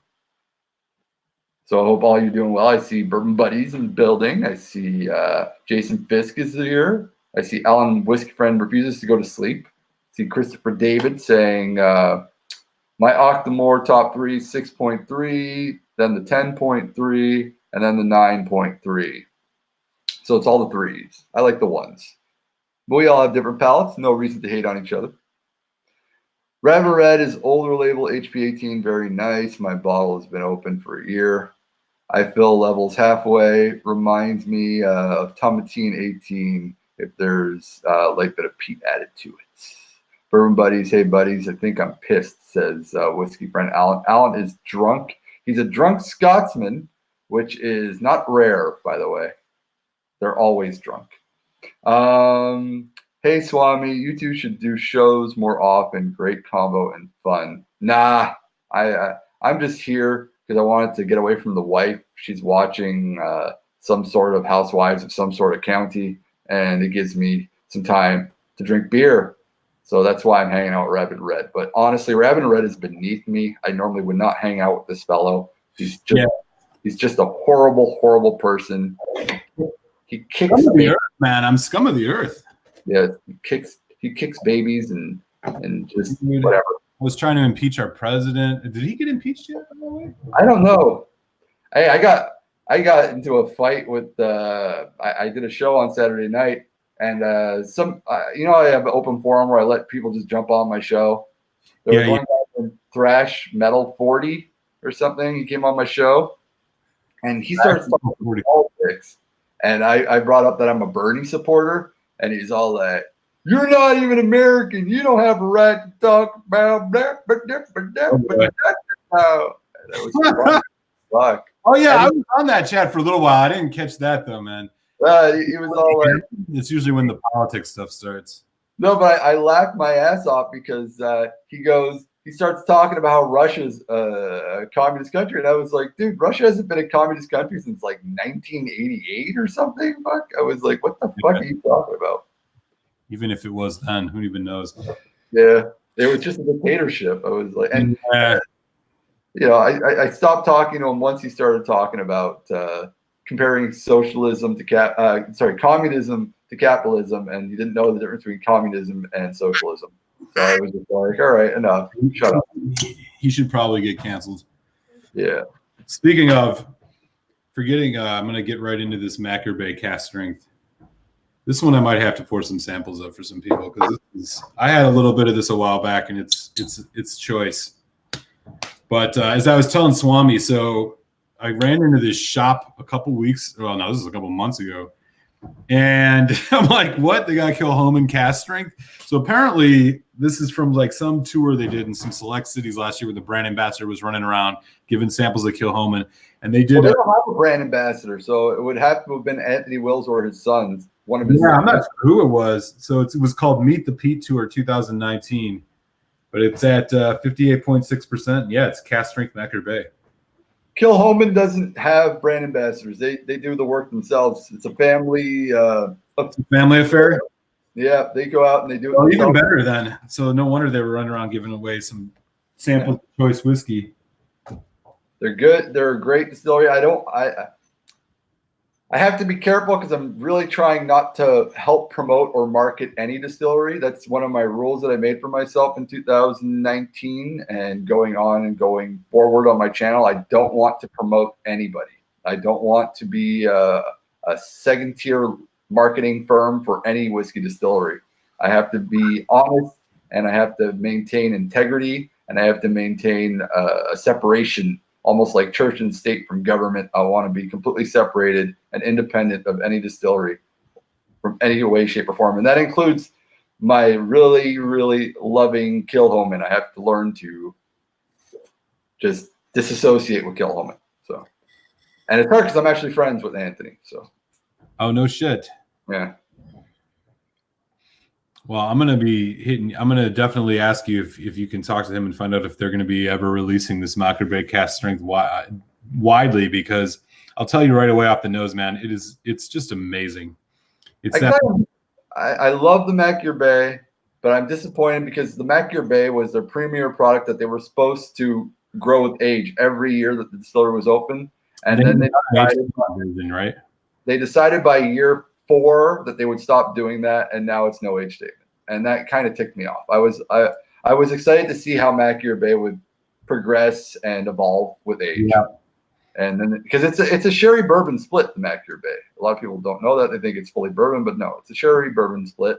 And it would have been nice to see the Mackier Bay now at the distillery, I think is at 20 years of age or something like that, or 18 years. It's between 18 and 20 years. It would have been really cool to see Mackier Bay now being at about 12, 13 years old since they released it. They haven't done any age statements on any of their core range yet, as far as I know. They're all vintage statements. If you look on right.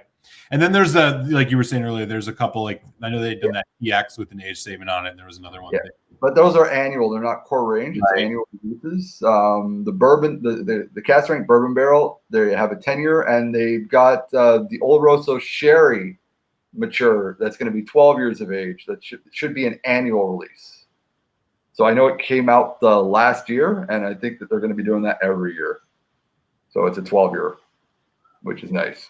I haven't. So you said that there's actually sherry maturation in this. I wonder how much of it. Oh yeah, there is. That's right. It's like 20%, 25% sherry. Yeah, it's 80. Buffalo Trace bourbon barrel matured. Yeah, the bourbon barrel stands out a lot on this. It's really damn good though. Man, I'll tell you, this is really impressive. I liked the regular Mackier Bay. I don't recall what it was actually bottled at. I'll have to double check. But yeah, I mean, obviously at cask strength. I haven't added any water to this, and it's just amazing. It's still like it's that kind of light, like sweet peatiness to it that a lot of the Kilchoman Mackier Bays have. It's just freaking fantastic. It's dialed up to 10. I got Richard Z asking me a question. I haven't bought any Kilchomans in 2019 because 2018, I don't know if you recall, I bought a shitload of Kilchomans. I ended up doing about 8 reviews and bought like 8 different bottlings of Kilchoman. In 2017, I bought like 5 or 6 Kilchomans. So 2019, I kind of steered clear of Kilchoman. I didn't buy any Kilchomans. I was given a bottle of Kilchoman from Tom R. when I was in Chicago during my Route 66 trip, and that's the only Kilchoman I received during the 2019 era. I wanted to review other bottlings this year, but next year I might go and do some more Kilchomans. I want to do some. I want to try and do some more Edredors this year in 2020. I'm going to go look at some Edredors. I want to do a lot of cheap whiskeys. I keep on saying this every year, but I never. Man, so do I. I kind of think I need. No, it's not for and it'd be a lot of money, but I like, as much as I love my viewers and the well-to-do people, I want to do some reviews for people that don't spend $50 on whiskey. I want to do some reviews on some $30 and $40 bottles. But I have to look at it in a way of someone that doesn't really drink whiskey too often. It's weird because you have to kind of de-evolve yourself and bring yourself down to a nuanced level where you have to kind of look at it as in someone that's new to whiskey, or even there's a lot of drinkers of whiskey that have just never decided to go up the ladder and purchase higher end whiskeys, that have been drinking whiskey for 10 to 15 years, but enjoy their Jameson Caskmate or their fucking Chivas 12-year-old and stuff like that. And they're just happy drinking that. So I want to do a few of those reviews this year. In the States, it's really easy to do that with bourbon. Like I was thinking about going into this year.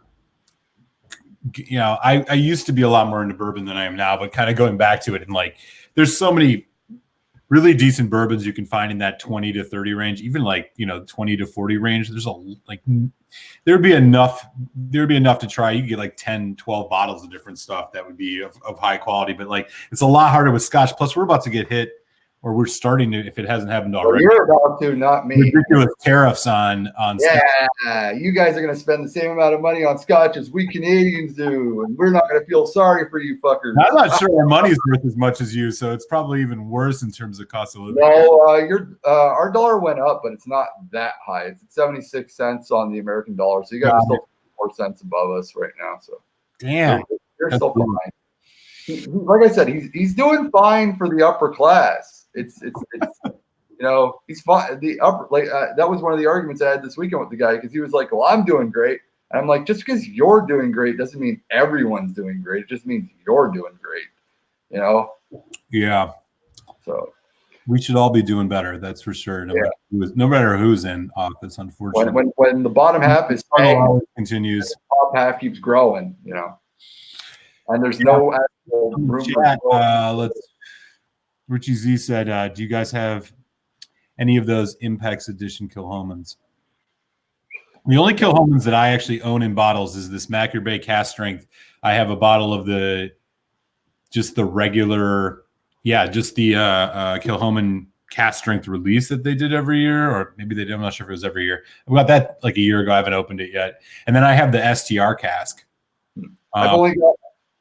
When I get a Kilhoman bottle, it's killed really quickly. I've only got 2 bottles in my bar right now, and that's the Loch Gorm and the PX Sherry Cast Strength Edition that's left over. And I'm trying to not drink it because I want to do a review on it, because I did the 2017-year-old PX Sherry, and this is the 2018, so I want to review the 2018. So I'm trying to keep what's left of it to do a review on, which is always hard. Have you tried the STR? Which one's the STR? So that came out this year, where they basically like shave and rechar these barrels. It's like it's like Bordeaux wine casks or something like that. It's an NAS. I want to say it's maybe been out for like the last 3 or 4 months. The red wine cast I reviewed in 2018. It's probably very similar to that. I like the red wine cast. It was good, but it wasn't anything that I like would do backflips over. It was good. The last Kilhoman that I drank that made me really, really happy was the 8th anniversary something bottling. I can't remember the name of it exactly, but I reviewed it with Roy Aquavite back in summer 2018. It was really, really nicely done.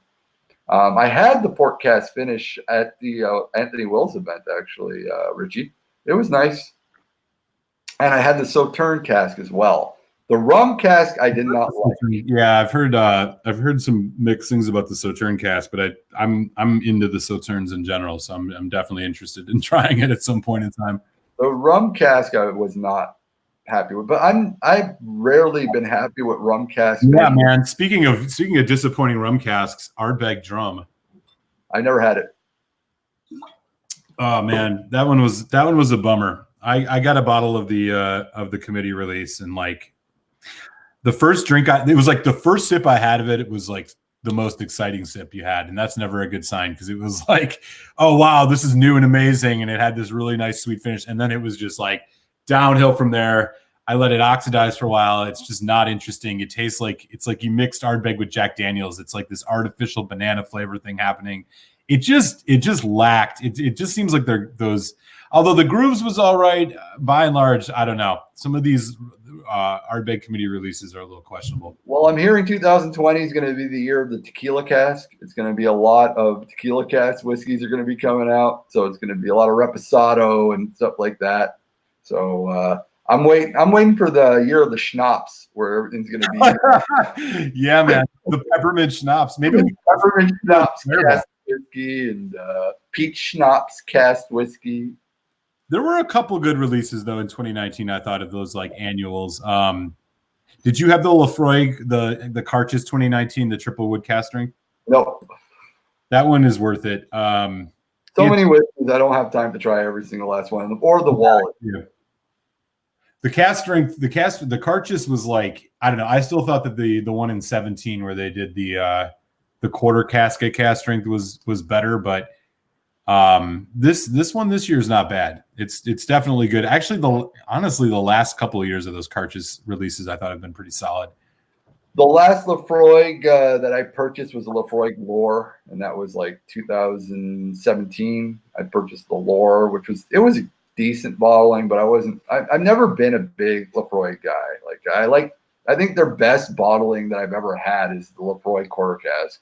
And it's like their cheapest one, but I think it's like their best bottling that you can get for the price. It's a 10, honestly. Have you had the cast strength version of that? I had the cast strength version at Julien's house. He has a bottle of it, and it was very good. Yeah, but it's not something that you can purchase readily available in Quebec. So for me, readily available Lefroy, you have the Lore, you have the Carches, all the Carches series, and then you have the quarter cask and the 10-year-old, the basic 10. And I find for the $75, I like that quarter cask. That quarter cask works well, but I'll still take. And Julien and me fight over it all the time because he's a Lefroy guy.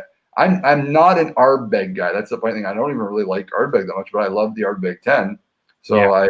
I always buy the Ardbeg 10. And I'm just like, when I want peat, I just drink the Ardbeg 10. It's cheap. Well, it's not cheap, but it's affordable, and I like it. Yeah, the Ardbeg 10 is great. I love the Ugadal as well. The Ugadal for a long time was one of my favorite Scotch. I still haven't even done a review of that. I always end up getting through it too fast. What was the other one that's in their core? The Anno I thought was disappointing. I like the Anno. I was like diet. That's the Coldplay. If Ardbeg is Radiohead, the Anno is Coldplay. Like that's what I thought. I like the Anno. I thought the Anno honestly feel like a whiskey. It just got some accolades this year too, I thought. I thought the Anno was a great, affordable whiskey for the masses to drink from Ardbeg. I thought cheaper. Is that more expensive by you? Pardon? I thought it had a lot more depth than any Ugadale I've had since 2016. I thought Ugadale was great back from 2013 to 2015. I thought Ardbeg Ugadale started losing its depth of character. I thought it lost most of its sherry casking. I thought they started using like third fill to even maybe fourth fill sherry castings and stuff like that were just not adding any depth to it. Other than it being at cast strength, I found it to be kind of, I don't want to say boring, but single noted. Maybe two notes to it, but just not anything that was like dancing on my tongue and making me happy. Like if you ever watch my reviews, you can tell when I really like a whiskey because I start moving around and humming and feeling happy. And Ugadale doesn't do that for me. Oogie is, it was great when it first came out, the first 5-6 years, and it kind of just dropped down character for me. Yeah, I think that it's interesting that you brought up the NO because isn't the 10 is the NO actually cheaper by you? Oh, it looks like Whiskey Friend is out. He says he's got to. It's the exact same price. The NO and the 10-year-old sell at the exact same price line. Damn, but the NO is $20 more expensive in the US.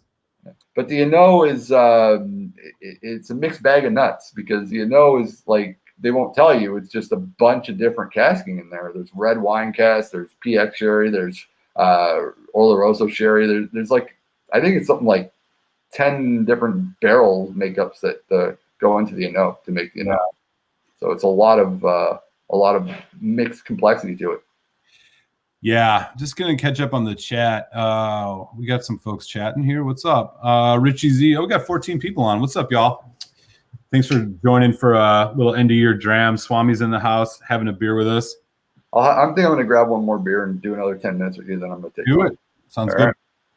Whiskey community is diverse as Richie Z. Yeah, no doubt. Richie asked Swami, is there a port finished Kilhoman? I'm actually not sure. I'll wait till Swami might have the answer on that. First Saturnus cask Scotch I ever had was a Benriach 16 bottle I picked up randomly and it's long gone, but I keep looking. Yeah, I'm not even sure I've ever seen that. This is not a big fan of Lafroig either, but the 10 cast strength is very good. Yeah, honestly, the 10 cast strength is my favorite of all the Lafroigs. The batch variation is pretty solid on the pretty diverse each year, but I still think it's consistently the best, and it's like $70. I think it's one of the best peated scotches you can get. Well, me and Richie Z are the only people in the world that like Benriach 16. Man, I don't think I can even find a Benriach 16 if I tried. I'm not even sure I've ever seen it. I'm like one of the few people that like that Benriach 16. Everybody else who's reviewed it hated it or thought it was boring as fuck. But I love that Benriach. Well, I won't say I love it. I still have a tiny little bit left actually. Right here.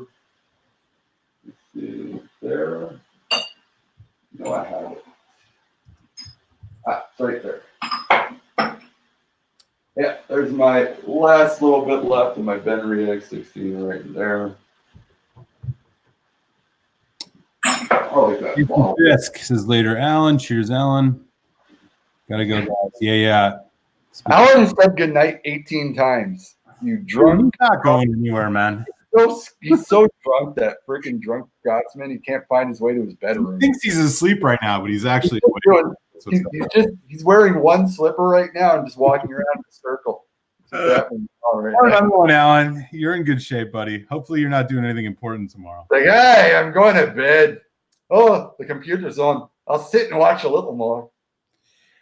Yeah, so he says Oogie 03 and 04 are amazing. I haven't had anything that old. I think the first Oogie I had was probably like 2015. I absolutely love it. I love basically the heavily peated stuff at high ABV with that PX finish or that just sherried finish in general.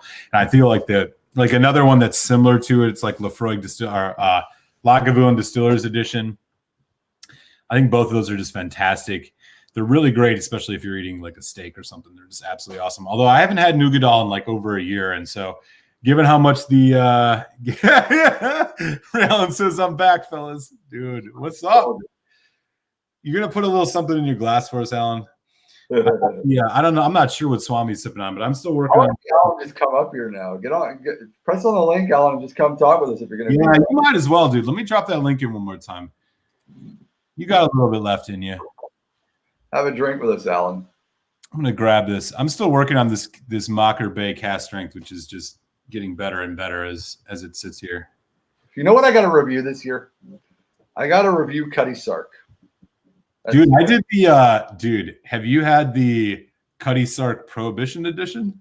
Yeah, that's the one I want to review. I just want to review the black. It's really good. It's really good.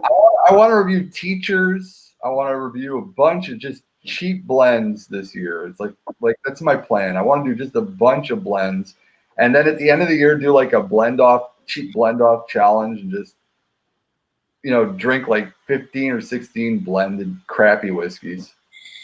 But I can't call them crap because people might like them. But whatever. This is the first time I've ever been on a channel with somebody else who vapes robo dicks. Yeah, man. I was just thinking the same thing. What do you vape on, dude? I vape on this is I forget the name. It's a Senegali. It's one of those that will never die. It's like a tank. Yeah, man. It's great. The one you have, I've had that one, and they always break, and you have to buy a new one every 6 months. So I wanted like the mean bastard that will never. This is the iStick Peak Omega. Yeah, the iSticks always they last like 6 months. They work really well while they work, but then they die. Really nice. I haven't had any issues. This one, this Milo 3 on it has actually started leaking a little bit, but I got another one. So I've got like 100 out eventually. But yeah, this thing has great battery life. The only problem with Singali that I don't like is I can't put in a USB charger into it while I vape. You have to take out the batteries and charge the batteries in your charger. Yeah. Okay, Jason Fiss says, get on, Alan. Alan, pour an older label Highland Park and drink with me, says Rich. Yeah. Alan, if you come on, I'll pour a scotch, but only if Alan comes on. The challenge, the gauntlet's been laid down. Yeah. I'll pour me a nice I have a independent Gordon MacPhail bottling of Cleal Isle, a 13-year-old cast strength sherry matured only, and I'll pour that if you come on. I mean, we all want to hear what Swami's got to say about that, so I think it might be worth it.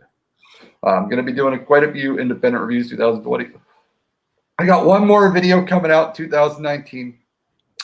Actually, two, but I'm going to count it as a 2020 review.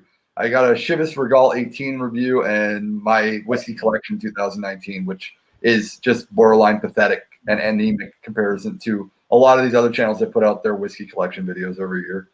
So you have the Chivas. I did the Chivas Regal 18 a while back, dude. The Chivas Regal 18 is solid. There was a place selling it in the United States. They were selling it 175 of it for like $75, and so I grabbed it, dude. That was like a great daily drammer.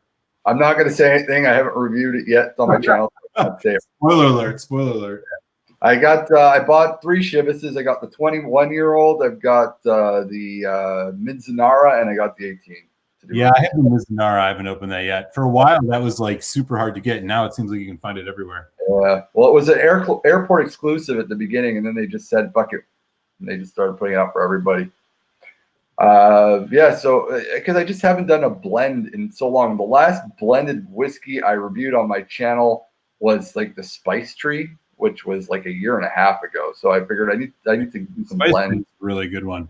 Have you? Yeah, do you guys find Compass? Like, do you guys easily find Compass Box stuff in Canada?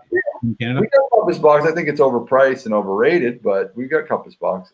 I'm one of the few people that think the Compass Box is just way overpriced for what it is. But I do appreciate what Glazer's doing, and I think he has pushed the rest of the industry in a direction that we all like, where they'll tell you everything that's in the fucking bottle, which is cool. Amen to that. At the same time, he did use that shit in order to jack his prices up to ridiculous pricing for blended Scotch. So. I'll tell you this much, man. When it comes to the Compass Box, I totally agree with your opinion on that. I think that's absolutely right. But I'll tell you when it comes to Compass Boxes that are reasonably priced, the Great King Street edition, the Glasgow, and the Artist Blend, I think are really solid in like $30. I haven't had them. Oh man, they're really solid. My favorite Compass Box that I love a lot, but the bottle is just too priced. It's just too high priced for it, but I love it. It's the Flaming Heart. It's the one I like the best from Compass Box that I've had up to date, but I just find it for like everywhere it sells for $208 to $210, and I'm just like, I don't want to spend that much. Yeah, I have one bottle of it. I haven't even opened it yet. It was a gift. I got to get into that one of these days. I've had a couple of them. I've had the Peat Monster, which I thought was fine, but I just think there's other ones at the price point you can get that are a little more interesting. The problem with the Peat Monster is just the name, because I like it. I have a bottle of it in my. Although the artwork on all their bottles is super solid. Yeah. The name's a little corny, no doubt. No, they call it the Peat Monster, but it's not that peated, so it's just right, exactly. Like it doesn't even hit that note. Yeah. The hedonism or the hedonism I thought was really good, but it's not one I think I'd buy again. The Spice Tree is probably the only one that I think I would buy again. Yeah, I like the Spice Tree. It was good. Yeah. I didn't like it's not that I didn't like the no name, but when I was drinking it, all I kept on thinking was Ardbeg 10. I never had the no name. I know it's like a mix of Ardbeg and shit, but I was drinking and I was like, it's fucking Ardbeg 10. Whatever. Like, I'm not buying this shit again. I was like, I wonder if Alan dropped off on us, man. I think we scared him off. He's fun. He's fun. Right now, he's like this. Richie Z says, Alan, pour an older Highland Park 18 and drink with me. Richie Z says, what is your opinion and also Swami's opinion of the standard Kalila 12? I've never had it, but have been wanting to get a bottle for years. My first opinion on that is like, it's sweeter. It's definitely like it's not going to be, like in terms of a peated Scotch off Isla. It's much more on the like sweeter, maybe a little bit floral side of things. It's not. And I just think that like it comes in at a price that depending on like can be a little bit too much. I think I've seen it for like 65 to 70 in the US, which just seems like too much for that. It's so cheap in Quebec. You can get the basic for $50. The difference between that being like a 4 and a 3 for me is like how much you're willing to pay for what you're getting. And I don't know. I'm like, I would say get a drink of that at a bar first, because it probably won't cost you much. It'll let you know if that's the one that hits your palate, you'll grab it. I like it for a daily drinker. I think the Kalila Isla 12 is great. I think Kalila gets a lot of flack because they're an automated distillery and people don't like that it doesn't have any sort of historical kind of precedence to it or a nice storyline or anything like that. It's just, a bunch of robots milling shit and then putting it in bottles to be sent out to be blended. But there's a reason why it's used in pretty much every blend in the world, because it's right, including Compass Box, which we were just talking about. Yeah. It's just, it's basic whiskey, which I like. And the independent bottlings of of Kalila Isla are always really good. They're always straightforward, and their special edition, I think, beats Lagavulin special edition every day of the week. I can't find distillers editions of Kalila anywhere. I love them. I buy them every year. What's the extra maturation on those? PX. Same as the Lagavulin. They come in the exact same bottle too. Okay. They change the label on it. Good old Diageo saving coin. Yeah, right. Jason Fisk says, just cracked Kilholm in 2018. Righteous, man. And also says, I agree, Compass Box is more art marketing than great whiskey. And then also says he agrees that Glasgow is great, as is the Spice Street. Yeah, dude, the Glasgow, the King Street Glasgow, which is the sherry, it's like a peated sherried of that like basic range out of Compass Box is really good. I can get a bottle for like $30. I think it's a total winner. There's No Name 2 doesn't have any Ardbeg in it. You should give it a try. So the new version of No Name doesn't have any Ardbeg in it. Oh, I'll see. Just the first edition was just so hyped up, and like, I don't know, I just was really disappointed when I had it. I don't even remember that one coming out. I think that was probably, what was that, 17 maybe? It was a beautiful bottle. Like, I like the look of the bottle and the art again, but I just, whatever. Speaking of it, I have a Peat Monster. I have a bottle of this. It's like 10th anniversary edition or something like that. I don't know if it's cast strength or not. Let me look it up. I haven't opened it yet. But there's like a 10th anniversary edition of it that, yeah, here it is. I think it comes in actually a bit higher on the ABV. Yeah, maybe not. I'm not sure. I'm going to have to start. I actually have to look pretty hard to figure out what the hell is in this stuff. But yeah, anyways, the Peat Monster, I think, is like, it's like $45, $50 yes, 60 to 70 no. Depending on your American game. It's so important, man. I mean, like these things, the difference between $20 makes a huge difference. To me, the Peat Monster is worth $60 to $70 Canadian, no problem there. Canadian. Above $70, I wouldn't buy a Peat Monster for above $70. Yeah, Richie says Spice Tree Extravaganza is amazing. I haven't had that one. That's one I've always wanted to try. It's on my bucket list. I got a sample of it from Daniel Whiskey Throttle a couple of months ago. I liked it. Yeah, I think Alan jumped off on us, man. We scared him off with the drink challenge. Good. He probably needs a good rest. If you haven't his channel yet, you guys should go sub his channel. He's been doing some really great videos. What I'm waiting for, Steve Connor sent me a bunch of samples. Finally, I'm gonna get to try them. It's whatchamacallit, I can't remember the name now. The rum there, what are they called again? Sent me a bunch of samples of those rums that everyone's like not shutting up about that I have to try that are not sold in Canada. Plantation? No, I get Plantation up the ass. I get tons of Plantation. It's the one second. Someone's probably going to mention in the comments while I'm looking for the name of it. I'm too tired tonight. I can't remember the fucking name. El Dorado? No. Foursquare. Oh, right. Okay. Yeah, he's sending me like 6 or 7 different samples of Foursquares, so I get to try them. Can't wait to fucking finally try these Foursquares. So they're saying here Tobias and the Angel is also outstanding. Just don't look at the price; it's overpriced. I'd be interested from all of y'all. What other drams do you think are just like way overpriced for the for what you're getting? And everything outside of Macallan, because we all. I think whiskey in general, including ryes and bourbons, are becoming like everything. Like I don't know how to say it. I'm not happy with the price of whiskey today. I think all whiskeys are just ridiculously priced now. I basically agree with you on that.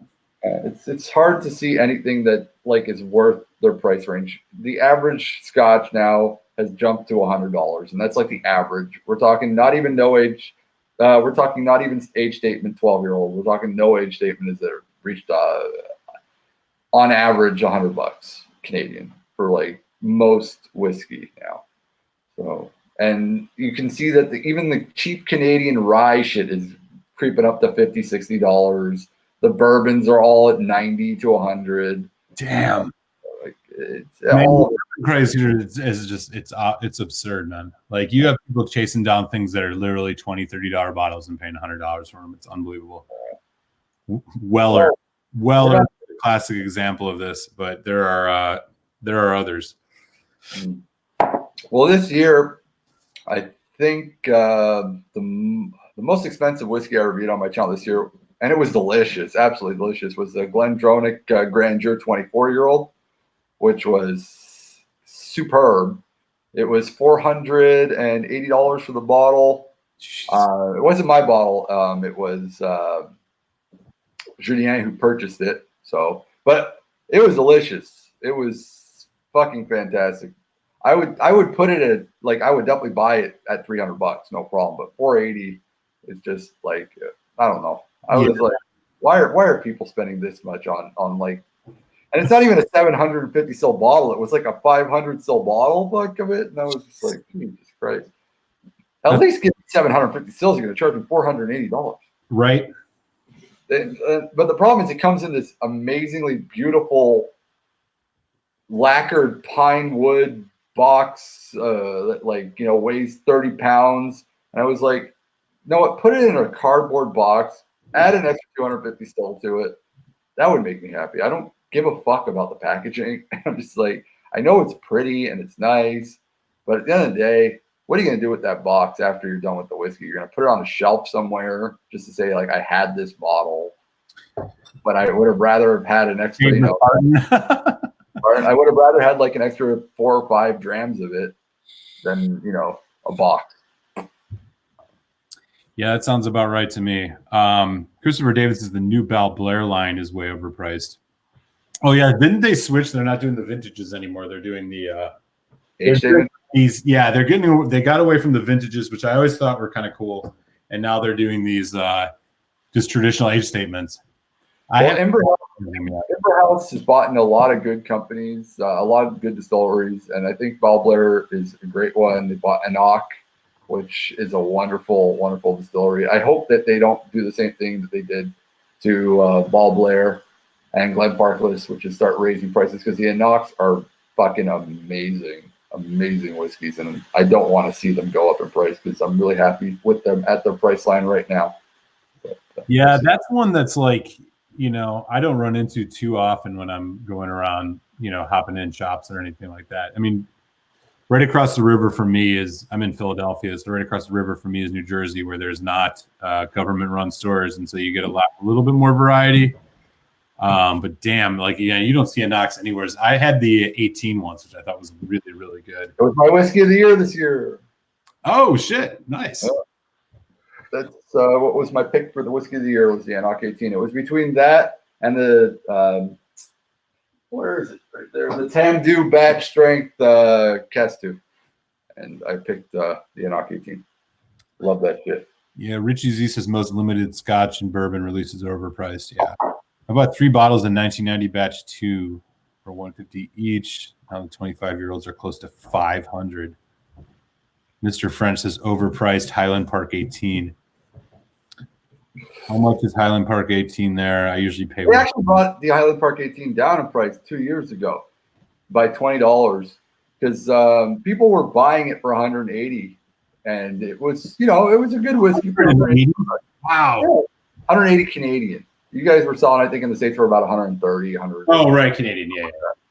So it was sold for 180 Canadian, and then they bumped it up to 200. Some places 220. That's crazy. Yeah. And no one was buying it. Everyone said, "Fuck that," you know. So, well, reason why first, it's a 43% chill filter. We were talking about earlier, right? Chill filtered Scotch that is abundant. It's abundant. It's not something that's ever off the shelves. There's always tons of it. What like gives you the right to, you know, bump it up in price? You know, you can't say like, oh, we don't have enough of it. They have so much of it. It's like always in the stores and it's like filled up. So they ended up bringing it back down to the original price, which was 180. So kudos to them for doing that. Yeah. Again. I'm going to do one more dram with y'all tonight. Since I've went through all the 4 I've had already, I'm going to do a dram of this. This is Bowmore single cask. It's 15-year-old bottled at 48.3%. It's from Boutique Whiskey Company bottling. Mm-hmm. I'm going to give this a pour. I had one dram of this a while back. They actually came. I'm part of this group called the Philadelphia Whiskey Society, and they actually came and did a whole presentation. They had like an Ardbeg 12. They had a 20-year-old Altmore, which was fantastic. Do you live near where Patty's Pub is? There is no Patty's Pub. There is no, but like where it's filmed. Do you live near it? Most of the filming of that show's in Los Angeles. Aw. Yeah, unfortunately. I can tell you that the aesthetic and zeitgeist of that show is very Philadelphia, but otherwise, yeah, they do a good job of that, but most of it's not filmed in Philly. I was disappointed with the last 2 seasons. I haven't watched the most recent season, but I watched the other one before, and I actually liked it pretty much. I thought that they were getting a little bit more political and kind of meta commentary, which I thought was interesting. I don't want them to get political. I was like, I know I love DeVito, and I know he's a big backer of my boy. So he is a big backer of your boy. Pardon? He is a big backer of your boy. Backer of Bernie Sanders, and I know that, and I love him for it. But I don't want. I like the fact that they're kind of like the just the biggest jerk offs of society, and essentially, yeah. I don't want them to change it, and I don't know if I like Gay Mac. I liked In the Closet Mac. I liked In the Closet Mac so much better than Gay Mac. I find Gay Mac he's too needy, and he wants to be Dennis. That episode when he came, the Mac coming out thing, or when Mac, what is it, like Mac found his whatever. I like, that was a shocking episode of that show because it was just so different tonally than anything. The fans hated it. All the fans hated it. Yeah, I didn't understand that. I thought it was almost high art for a show that kind of worked the opposite line, you know. I thought it was too PBS, too what's that radio, NPR. I thought it was so like NPR crowd or something like that. I was like, too much into that cultural liberalism for you. Yeah, too much culture and identity politic crap. I was like, why are you guys doing that? Just be Always Sunny. Just be deep, like dry gagging and Frank shooting his gun at people, and Ponderosas and the rest of it. Like, that's how I like Always Sunny. Just scummy as fuck. So you guys can take a look at this. Is what a Bowmore looks like that hasn't been killed to death with the UN50A. It's pretty impressive. It looks like it looks like what a colored whiskey the color of a whiskey at 15 years old probably should like. This almost looks like an art bag. Get yourself the Vault Edition from Bowmore. Yeah, I haven't even seen that. I have avoided Bowmore like the plague. No, but the Vault Edition is beautiful. They say it's an OH statement, but it's got like really old whiskey, and it's a cask strength.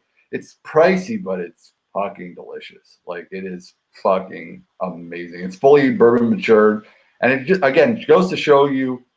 I did a comparison between the Bowmore Vault Edition and the Highland Park. The Highland Park full volume, which were similar, both between like 18 to 19 years of age.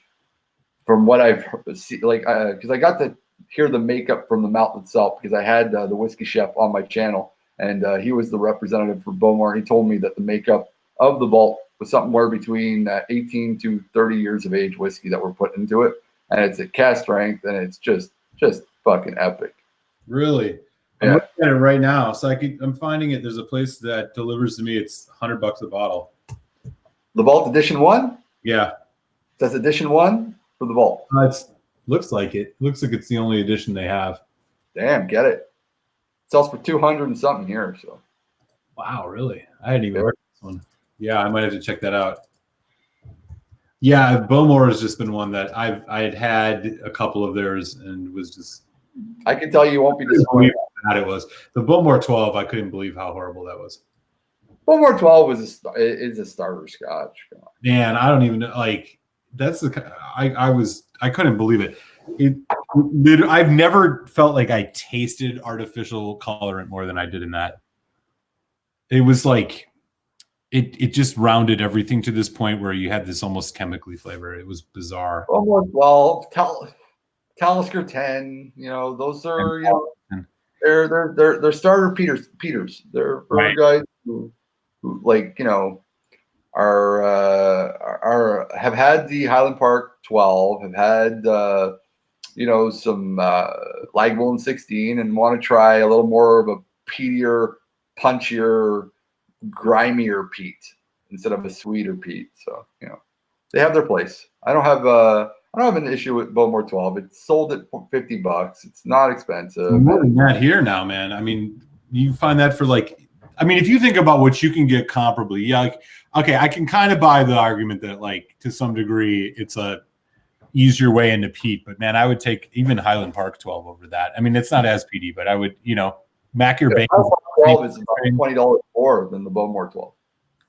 Not here. It's almost the same price. Yeah. The Macker Bay, even, I'm like, you can Macker Bay for like $55. Depends, but anyways, let's catch up on the chat here. We still got 11 people on. What's up, y'all? I am Eric at Rowden Red Whiskey Reviews. We are just having a couple drams to close out 2019. I am currently on a Bowmore 15 from Boutique Whiskey Company. Check on Alan there. He just messaged us. Oh, no way. There it is. Okay. Anyway, we're up on the chat here. We still got 11 people. I gotta go. Eric and Rowden Red Whiskey Reviews. We are just having a couple drams to close out 2019. Hello. Alan, you gotta mute your YouTube. I think my audio is shit, guys. No, it's just your YouTube. Just mute it. Mute the YouTube. Mute the YouTube. No way. There it is. Okay. Anyway, we're up on the chat here. We still got 11 people. Reviews. We are just Hello. You have to mute your YouTube. You might have it open on a window somewhere. My audio is shit, guys. No, it's just the YouTube. Just mute it. Mute the YouTube. Mute the YouTube. Oh, I think we're good. What's up? All right, awesome. I'm gonna grab.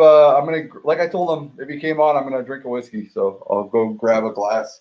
Alan is in the house, man. Look at that beautiful background setup you got. I see all those Kilkerrans. How are you, brother? You're holding tight up there?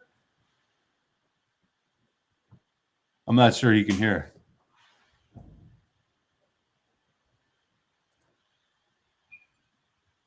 Oh, he's muted his mic, but he didn't mute his chat. Okay. I think. Oh, there he is. Yeah. How's it going? What's up, brother? Nice to see you. You're still standing, or you're still sitting. I'm fuffed. But I'm going to do something for you special tonight. Awesome. You ready for this? You ready? We're here. You ready? We're ready. Oh, fucking hell. Where's it gone? I've lost it. All right. Alan's going to do something for us. Doing a compass box. All right, I'm doing this, Alan. No, Swami. This is special, man. Yeah, I know it's the compass box Spice Tree edition that was banned. Banned. What? Yeah, I know. This is a 350-pound bottle of whiskey, man. Hey, man. I'm going to give you the floor, Alan. You let us know what's up. We'll follow I'm you. going to open it. All right, open it up. I'm doing. Open it. This is nothing compared to it, but here, this is a Kalila Island 2000. I had a toss up tonight whether I was going to do the Macallans or going to do the Spice Tree, but fuck it, let's do both. All right, let's open it. We are in for a treat, y'all. Wow. I'm not drinking out of a Glencairn though. You what? I'm gonna be sacrilegious. I've got 5 fucking Glen. Man. Fuck a Glencairn. How many of those you got, Alan? Is that your only bottle? This was one of the first bottles I ever bought. That is the only one I've got, mate. So I'm going to smash it just for you tonight. Dude, I am not. Man. I'm humbled. Cheers, brother. Listen. Boom. And there we have it. Let me find a glass. The Spice Tree that caused all the controversy. Oh, the controversy, man. I hope it's fucking nice, by the way, because it's... And man, you have to tell us because there's no way we ever... It just means I can share this now. Nice. Now that I've opened it. Pleasure's in the sharing, as you say, my friend. Absolutely. Great show, by the way, guys. Thank you. Cheers, man. Thank you. Jason Fisk says he has this bottle, the Gordon MacPhail. What do you think of it there, Jason? Let me know what you feel. I What's love that it. one? It's Gordon MacPhail. It's a Gordon MacPhail Kalila Isla 13-year-old cask strength, fully sherry matured at 52% ABV. Wow. Did a bottling of it. I love it. So I tell you the Gordon MacPhail that I love at the minute is this one. 21-year-old Bill Blair. Ooh. I got a sample sent to me, man. I just had to fucking go and buy it. So when did you get the new setup behind you, man? I noticed you switched it over. Are you in a different location, or did you just build that shelf? No, I've got a special studio, man. Oh man, you're getting a little big over there, brother. No, I spelt it when I went to Swami's. When I did Swami's live, I just got it. yeah. I got a good deal on it, man. Wayfarer fucked up. It was online for £499. Nice. So I bought it. £499. See? £499. That's like $700 Canadian. No. It's a summer house. This is just a little bit of the place. It's massive. It's 20 foot by 10 foot. It's a shed, right? No, summer house. Summer house for $499. Jesus. 20 foot by 10 foot, right? Wow, that's it was online for £499. cool. I bought it. Beautiful. The guy who emailed me says, great, it's going to get delivered next week. So I had my delivery date. Then I got an email saying, oh no, we've made a mistake, man. £1,000 summer house, somebody made a mistake. I says, no, I paid my £499. I'm not having it. So I argued it out, and I got the summer house for £499. That's crazy, fuck. Yeah. That's less than what I pay in rent a month. Yeah. Less than you pay in rent. I said earlier, guys, How far is it from your house, Alan? 2 miles. Oh shit! You can walk it. Don't walk it tonight, though. I've got a big driveway. It's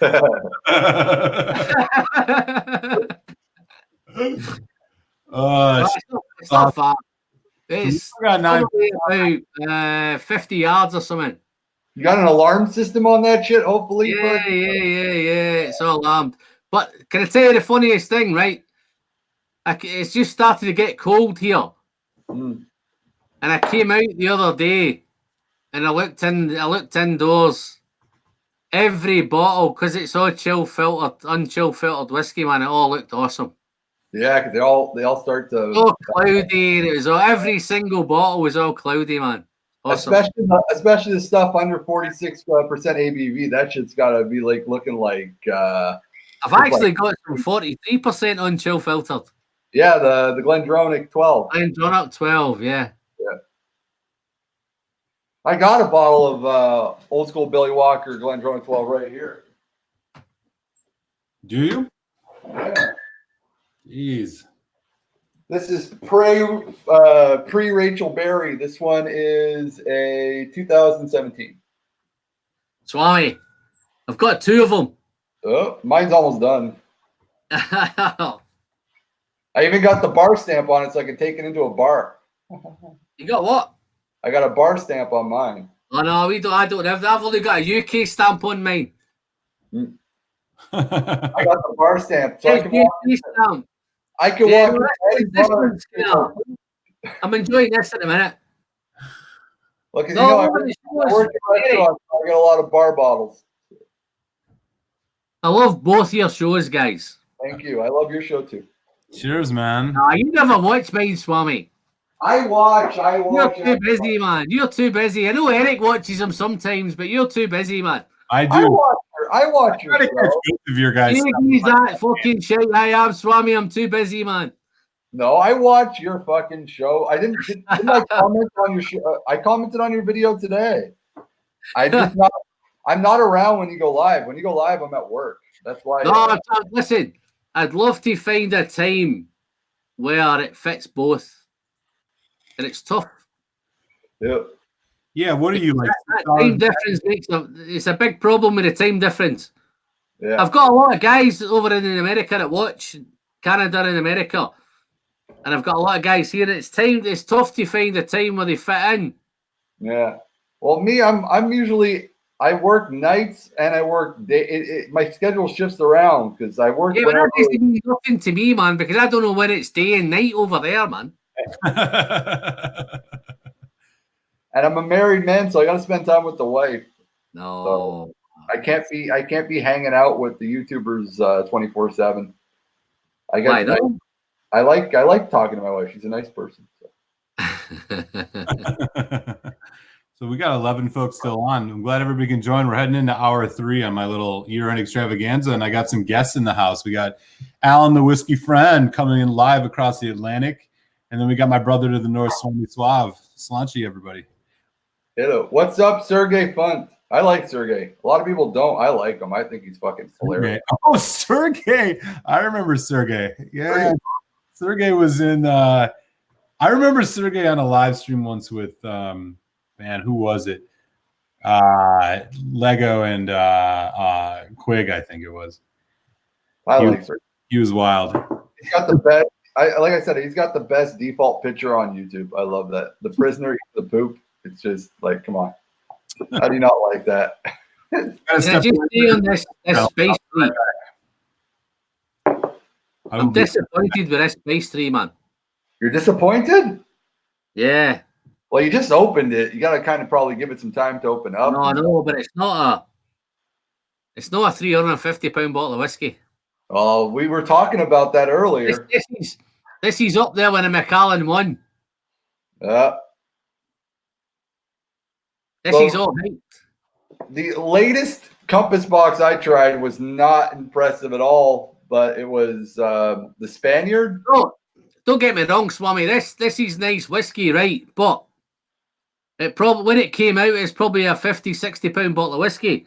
Yeah. Well, that's a secondary market for you, brother. But and you were gone mad. You were a part of that market. I'm glad I only paid 60 quid for it. That's when you got to be happy. Yeah, no, I'm glad I opened it. One I got recently that I'm very happy. I got it in trade. I traded it off. I can't remember what it was, but I got that Glenlivet code, which sells for $145. Yeah, is that the one that they don't tell you anything about it? You got to go online. It's got a little. Find out all your bits and pieces. Yeah, I don't want to talk too much about it because I haven't reviewed it yet. But you guys will see my review on it soon. No, I just saying. You heard you talking earlier, right? Mm-hmm. I'm not a peaty guy. Yeah, I know. I'm a guy, right? But you will be a peated guy. No, everybody's fucking sending me peated whiskies, man. they're all trying to get me on the peat, right? Yeah. So I've just been sent this Octomore. What's that? I did this Octomore on the live, right? 8.4. You tried it? The 8.4? The 8.3. The 8.3. 8.4. Never heard of the 8.4. 8.4 Virgin Oak, 58.7 ABV. I've never even heard of that Octomore. 170 ppms. I've reviewed the 8.3. I've never even heard of it. That there was an 8.4. Well, I've been sent an 8.4, right? I tried it earlier, and I didn't think it was as peaty as it was going to be, but it was really, really sweet, man. Yeah, well, they did a good job on Octomore on getting from the center of the cask whenever they do the bottlings. They try to get always from the heart of the cask. It's because the heart is a little more sweeter, I think, than the exterior. So they tend to do that. So it gives it a bit more complexity and a little more. I don't know how to say it. I've drank too much already now. I'm like, my head is tired at work today. But you're joking. I know you've done 15, 16, but you're Scottish. You guys, you're. Oh, I'm ready to do another one. I'm ready to go Port Charlotte. I promised my wife I'm off in 10 minutes after this. I've never done Port Charlotte either. Well, I'm drinking some draft swill for Swami Malted in Montreal. Thank you very much, Sergey Punt. Port Charlotte, heavily peated, 50% AAV, 10-year-old. Have you tried that one? No. No. What do you got? The Port Charlotte? What? I didn't hear you. Which one? Charlotte, yeah. Port Charlotte 10? Yeah, I've had the Port Charlotte 10. Heavily peated. Yeah, I reviewed it. Yeah. You just started dropping that age in the United States this year, too. I've started seeing the 10-year-old around. But everybody's trying to get me on peat, man. It's going to happen. I'm fighting it. Oh, you like the Kilkerrans, though. Those are all got relatively all. Oh, the Kilkerrans gradually. You'd like, you know what you'd like, Whiskey Friend, if you like a delicate peat? Go check out the Anok peats, because the Anok peats are all at 11 point. They're all like 11 point ppms and 10 point ppms, and they don't go crazy on the peat on it. Well, I'm liking the Springbanks where they're kind of Springbanks are not mad. Yeah. Well, they're lightly peated between the 8 to 11 ppm mark too. So yeah, this is telling me it's 170, and I can't believe it's 170. I had the Octomore 8.3, and I think that one was peated at 290, if I recall. You, It was like 290. Sergey, get through. That'd be like road tar, man. That's what I said on my review. People were mad at me. I said, listen, it's just it was too much. I was like, I don't taste anything else. I understand why people love it so much. Like tarmac. Yeah, I felt the same way, and I like peat, but I was like, it's not that I disliked it for being peaty. It's just I didn't taste anything else but peat coming was from it. Healthy? Yeah, dude, at that price, what's the point of that? It was like literally like a challenge. Like, you know those chips, $200 that are out now, like those chips, like the hottest chip in the world. There's a bag and it comes with one chip in it, and it's like made with like ghost peppers or some shit like that. Yeah, Pretty much about the 8.3. The 8.3 from Octomore to me was like the peat challenge bottle or something like that. I was just like, it's just peat, and it's not saying that it's bad, but it's $200. When you went away, this that compass box treating you, Alan. It's disappointing, man. What? Alan, is that the Glen Park? Is that the Glen Dronick batch 5 behind you, or is that the batch 4, batch 3? Which batch is that? Batch 1, mate. Oh, do you have a batch 5, bro? Batch 1. You got to get a batch 5. Batch 5 is my favorite of the batch. Oh, I had Swami. I've got them all, man. You have the batch 5? Got them all. So send me the bottle. Give it to me. No, well, this is where my collector guy is, man. Now, you're drunk it up right now. Just send me the batch 5. You don't need it. Dude, all he ever talks about is trying to give away that bottle. And now You're right. The latest batch is shit, man. Yeah, it's a piece of crap. But I love that batch 5. The batch 5 was my favorite batch. I'll tell you the reason why I've come on tonight, right? You had a discussion about Billy Walker and Rachel Barry. Yeah. Rachel Crappy. Yep. Yeah. It's interesting because since Billy Walker left, Glenn Dronach's lost something. Yeah. But he's went to Glen Allachie. And Glen Allachie never had anything. Yep. But they're getting better. Yep.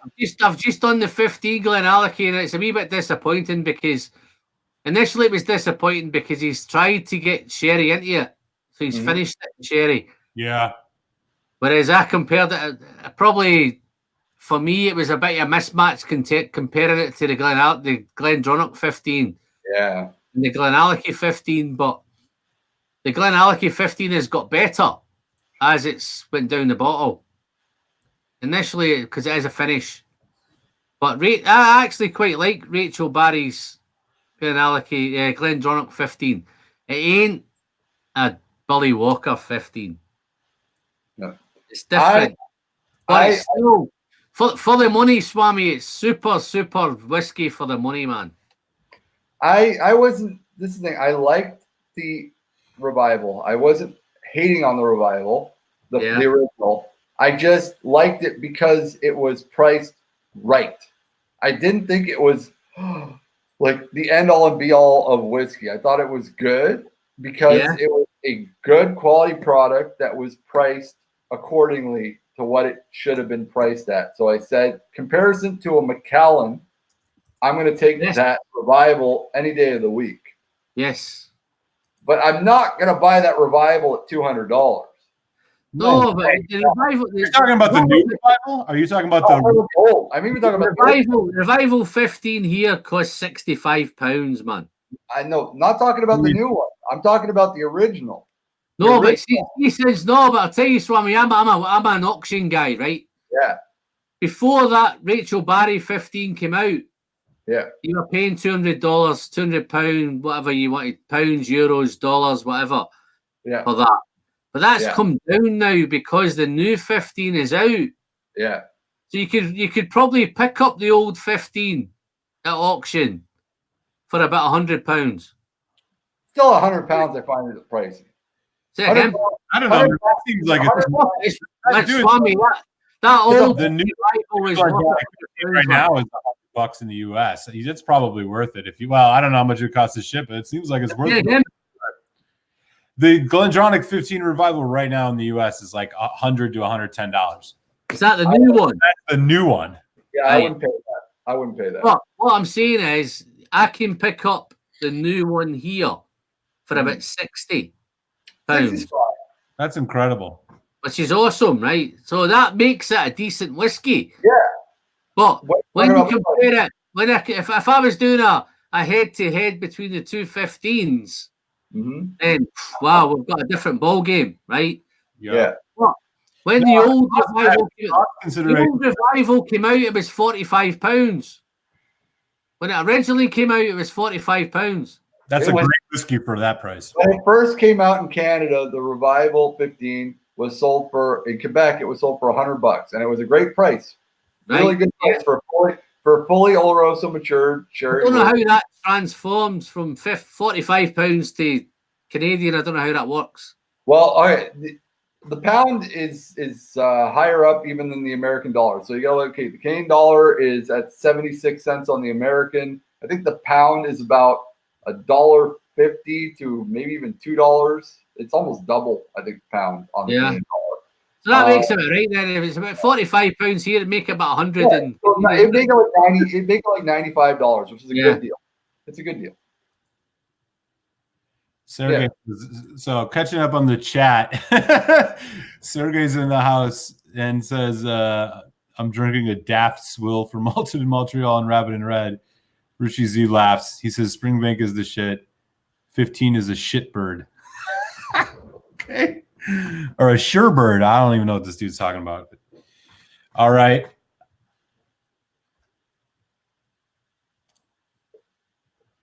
So, Alan, are you going to be coming out with the Whiskey of the Year video?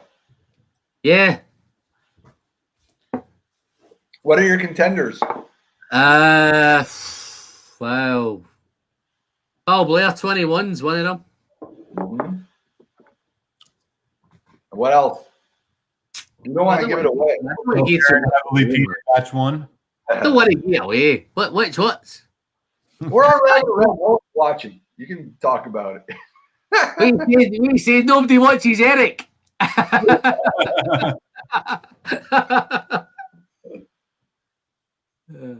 I'm still thinking about it at the minute. There's a few bits and pieces I just need to put together. Yeah. I threw mine up a little early. Probably 21's definitely in there. It's close to being number one, but I don't know. I think it's the price is going to stop it being number one. Yeah. Price matters, man. I'm totally with you on that. I think that you got to factor in the price. Like the release from is that their like regular standard release from the distillery, or is that a independent? No, this is a Gordon McPhail bottle. Because I know they just switched over to the regular age statement stuff. If this this was a little bit cheaper, it'd be number one. But it's probably just a bit too expensive. Have you had any of those new releases of their age statement stuff from the core range or whatever that they're doing? What, with Bill Blair? Yeah. No, the prices are going silly, man. There's a lot going on about pricing. The old Pulteney's done it. Bill Blair's done it. I think Anok are ready to do it. No, see, that's what I was saying. Inverhouse, if you want to raise prices, raise all your prices on your Spayburn. Because I don't care what you do with Spayburn. Raise it up to fucking whatever you want. Leave Anok alone. Just raise your Spayburn prices. Like, that's what you need to do. Because Spayburn is good stuff. What's it going to be? I'm going to have another pour with you guys if we're hanging out, but I don't know what it's going to be. No, but you know that Spayburn they're talking about? And in the flora and fauna range. Yeah, they're disgusting. That Spayburn bottle is like fucking, it's affinity. It's the holy grail of whiskies. I have never had a Spayburn. We disagree. I hate Spayburn. I think Spayburn is No, but Swami, Spayburn's no great, right? Yeah. This is where kind of collectors take over, right? Is that Spayburn bottle was discontinued of the Flora and Fauna collection. So if you've got a Flora and Fauna collection, to get that bottle, it'll cost you £1,000. All right, so here's the choice. Either I'm going to pour a glass of last one's going to be either a Lafroig 25 or I'll crack open Le Chag 18. You got any opinions on that? What I'm gonna do is I'm gonna tell you I got 9 minutes. I'm going till 9:30 and then I'm gonna get off. I love both of you so much, but I promised my wife I'd get off by 9:30 and I gotta get at 6 o'clock in the morning. So I don't want to be understood. I got to deal with customers, and I don't want to have customers looking at me like I look like. Yeah, buddy. I'm off now till Boxing Day. I don't have vacation, so I get Christmas Eve and Christmas Day and New Year's Eve and New Year's Day. That's what work are you in, Swami? Bartending, man. I've said it a billion times. Is what I do. Gotcha, man. Right on. I fucking feed people this shit. So nothing wrong with that. Sounds fun. I used to manage places I don't want to manage. You too. It's all right. It's gonna be dead for me starting January it's gonna be dead crappy tips from January till probably March because no one's got money. Ask me what I do. What do you think I do? You're retired. I'm assuming you're retired, man. Oh no, not yet, man. Close to retired, but not yet. What are you doing? I'm an influence engineer. What's an influence engineer? He influences the market on whiskey. He's under the influence. Higher prices on his things. Do you have a sofa? Good stuff. Do you have a sofa at home? Oh, no kidding. Yeah, I sell them. Right on, man. Snowplow? Cool. Yeah. You haven't had to put any of those in use yet, yeah, I'm hoping. Because it's on Mars all day. Well, man, if it's got you that nice collection behind you, man, that sounds like good work. Yeah. I'm jealous. I look at that. Ball player Gordon McPhail 21 for 100. But to me, those Kilkerrans, those Glendronachs, and those Glengoynes are all getting drunk. If that's my collection, they're all fucking half empty. Mommy. Yeah. I had the best intention in the world that nobody was ever going to open them bottles, but Glendronach 15 changed it, man. Yeah, buddy. Whatever got you into it, got you into it. No, Eric, I'm jealous of that, man. I've missed the boat on the. I'm going to have to go and probably get them at auction now, man, because I can't buy them. They changed the bottle. Yeah, now they're in the Springbank bottles. Yeah, they are. This is definitely a Springbank bottle. Yeah. Yeah, but see if you notice, they're quite clever, Eric. See if you look at the bottle, it says Peat in Progress, doesn't it? Yeah, Peat in Progress, batch 1. Yeah, well, you know this one here, Eric. You see all these? Yeah, I do. They're all work in progress. Yeah, you got the whole lineup behind you. I've only seen one of those in the States, and it's the Sherrywood, like number 3 or something. No, it's the Sherrywood didn't come in until this one. That's the one? Sherrywood. But you've had. All right. Boom. Swami's got Kilkerran in the house too. Yeah, the 12. It's like 6, 7, 8, 9, all different years, man. All right, I love you both. Thank you very much, for having me on your channel. Thank you, Alan, for jumping in. Have a good Christmas and New Year's. I'll catch you around. Swami, it's a pleasure, mate. Love you too, guys. Love Tell both. your missus I was asking for her. Huh? Tell your missus I was asking for her. I will let her know. See, the whiskey friend said hi. I will tell her. Love you both. Have a good night, guys. Cheers. Yeah, Swami, just before you go, tell her I ride a motorcycle as well. You ride a motor? What kind of bike you got? Oh, just a little one, man. 50cc. I got a scooter. I had a scooter. I don't ride a bike, mate. It's all right. I had a scooter too. Cheers, brother. Love you. Take it easy, man. Take it easy, man. Oh, yeah. Cheers. Me and you, mate, yeah? It's me and you, brother. I got a little bit left in me. No, listen. Whenever you're ready, man, I'm ready to go forever, man. You ready to call it a night? Yeah, man. No. You just let's do a quick. Let's do one. I'm gonna do this for 10 hours. Brother. Already, this is my 4th hour, I think, man. Man, that's awesome. I think I did 3 hours on my own, I think.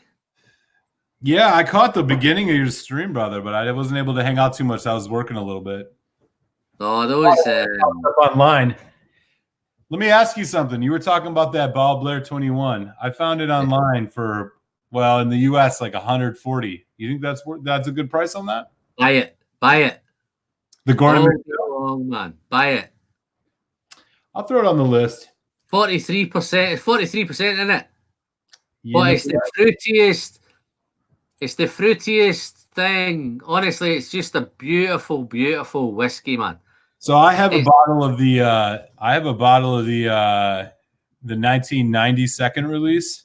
Yeah. And I also have the 99, but I haven't had any of the regular age statement ones. I'll tell you why it's such good things, because it's Ball Blair and it's Gordon and MacPhail. Yeah. Right? Both fantastic, man. Gordon MacPhail do Ben Romack. Right. Everything at Ben Romack is first. They only do first fill. So it's everything about. They've both two fantastic names together. Even as an independent bottler, that's. I got it sent to me as a sample, Eric, and I tried it. And I think when I reviewed it, I said it was possibly going to be the best whiskey of the year. At the time, it's the best one I tried. I trust your opinion. My whiskey of the year was, it was for every day. No, what's that? No, you don't need to tell me about Glen Scotia 15, man. I don't know how. Listen, I've went through about 3 bottles of that. Dude. Sent it out, right? What? Let me tell you where I sent it, right? I sent most of it to America. Did you? Absolutely, man. America knew nothing about that, right? I've got a guy, I don't know if you've watched my videos, but there's a guy that I have in Las Vegas called Jerry Kersey. And he tried to get me into bourbon. Right? He sends me, listen, Eric, fuck. I don't know how much he sent me, man. Right? The first parcel he sent, right? There was 20 samples in it. Right? Jeez. Angel's Envy, Port Cask, Angel's Envy, Caribbean, everything. He sent me a load. Russell's Reserve, Bottle and Bond. He sent me everything, right? So the first batch he sent me, he contacted me, right? And he said, can I contact you? I want to speak to you about something. I went, right, yeah, no problem. Contact me. He says, I want to send you some stuff. I love your channel. I want to send you some bourbons. I think it will help you doing bourbons. Listen, it's done nothing but help me. The bourbon ain't helped me. Whenever I do a bourbon review, nobody watches it. Like, that's the opposite here. Like, I mean, I don't have as many subs as you do, but I'll tell you this much. When I bourbon like Elijah Craig, people get all excited about that. No, I did Elijah Craig, right? Elijah Craig barrel proof. The old Elijah Craig, right? The very original bottle, right? Yeah. 12-year-old, 200 views. Damn. Right?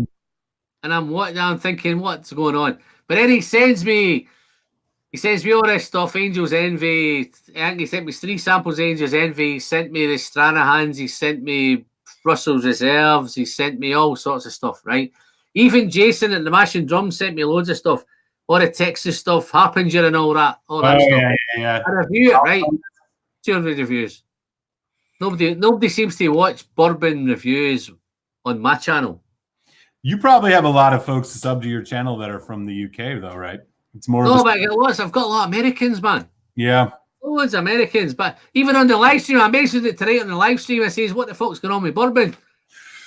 Why is nobody watched? But don't you like me doing bourbon reviews? And somebody said, well, Phil at the Captain 3D says you've got the wrong accent for bourbon. So I took that on board, right? So, so he said you've got the wrong accent. But I've reviewed some nice bourbons, man. I've reviewed. Man, you've done the Elijah Craig barrel proof. I think you did 1 or 2 videos on those, and that's like my first ever one was Elijah Craig barrel proof. That was the first bourbon one I've done. You did Stag Junior. I've done Old Foresters. I've done. Oh, what was the last one? I've done a really, really nice one, man. I've done Russell Reserve Bottle and Bond. Yeah. I've done. This is how shit I am. I can't even remember the ones I've done. But I done a runner on my row. I done about 10 videos in a row of bourbon. I thought, Jerry, I'm going to go for it. Try and catch them Americans, man. Yeah, for sure. And 200 subscribers, 200 views, 150 views. Eagle Rare, 100 views. Wow. I go back to whiskey, 500, 600, 700. You know what it is? I bet it's because there's just so many damn people that have reviewed those bourbons. Actually, I asked with some guys and they said, Alan, we don't watch bourbon. So you want to know, then? So this might speak to you. So outside my top, like I did a couple top 5 videos, which were the highest viewed. The most views I've had on anything has been Aberlour 16, which was 1,300. I had 1,300 also on Macallan 5, and then it's bourbon. Then it's Jefferson's Ocean 8, the Jefferson's Ocean bourbon, which is 1,100, 1,000 for Elijah Craig barrel proof. So it was somehow Aberlour. I don't know why, but I bet it's just made because like there's so many reviews of so many of these bourbons that like the people who have already got 20,000, 40,000. So I can't figure out where the bourbon whiskey divide is. I mean, imagine the guys who Bourbon Insane and all them must get loads and loads of bourbon. Yeah. Watches. Yeah. But it's us, whether YouTube's not connecting us with the same thing. I'm just looking where I'm going here. Let me have a look at what I've got here. I just think it's because of the YouTube video market's flooded on that stuff, brother. No, I've done loads. I did about 10 in a row, bourbons. Every one of them bombed, man. Did you enjoy them? I mean, it looked like you enjoyed them. I loved them, right? No, and this is what I couldn't understand. I thought, yeah, Jerry's right. He's sending me some nice stuff. It's not as if I'm reviewing Maker's Mark, fucking £25, and right. I'm reviewing top stuff. Angel's Envy. I'm doing the Bottle and Bond, Russell's Reserve. I'm doing Old Fitzgerald. That was the last one I did. Old Fitzgerald. That's been the best one, to be fair.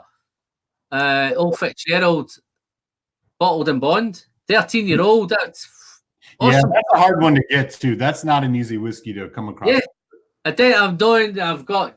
Jason sent me some. I did. Obviously, the Harpinger I did was on a live. He sent me it blind. I'm not a blind guy, man.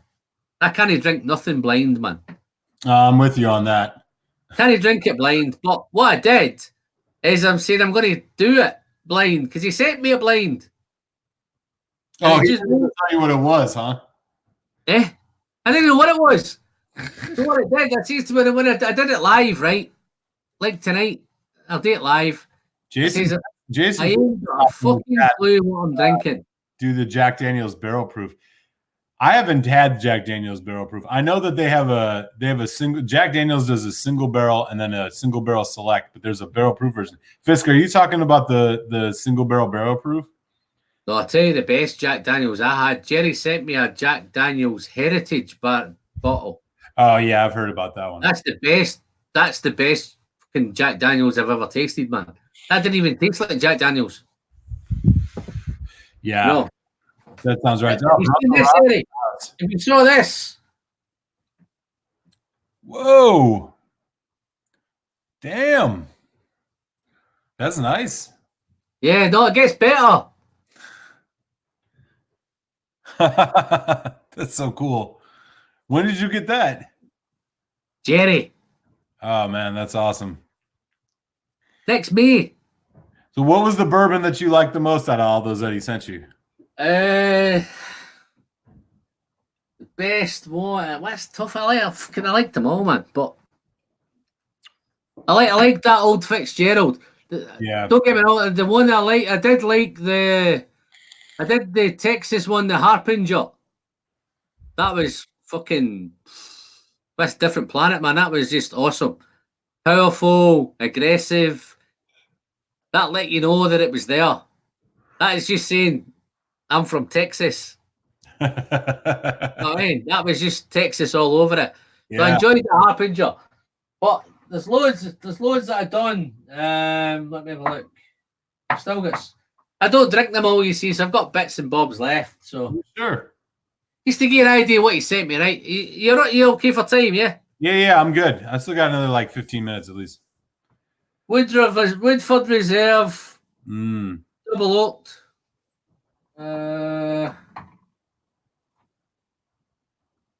Rowan's Creek. Rowan's Creek, yeah. Smooth Ambler. Smooth Ambler.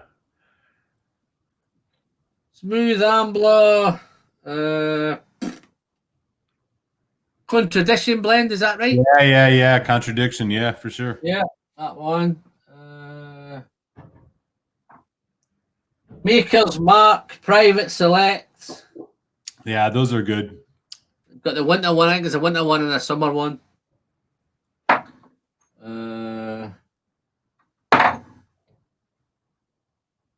Bronco Rock says that's how we do it in Texas. Sagamore. Oh yeah, that's Sagamore Spirit. Yeah.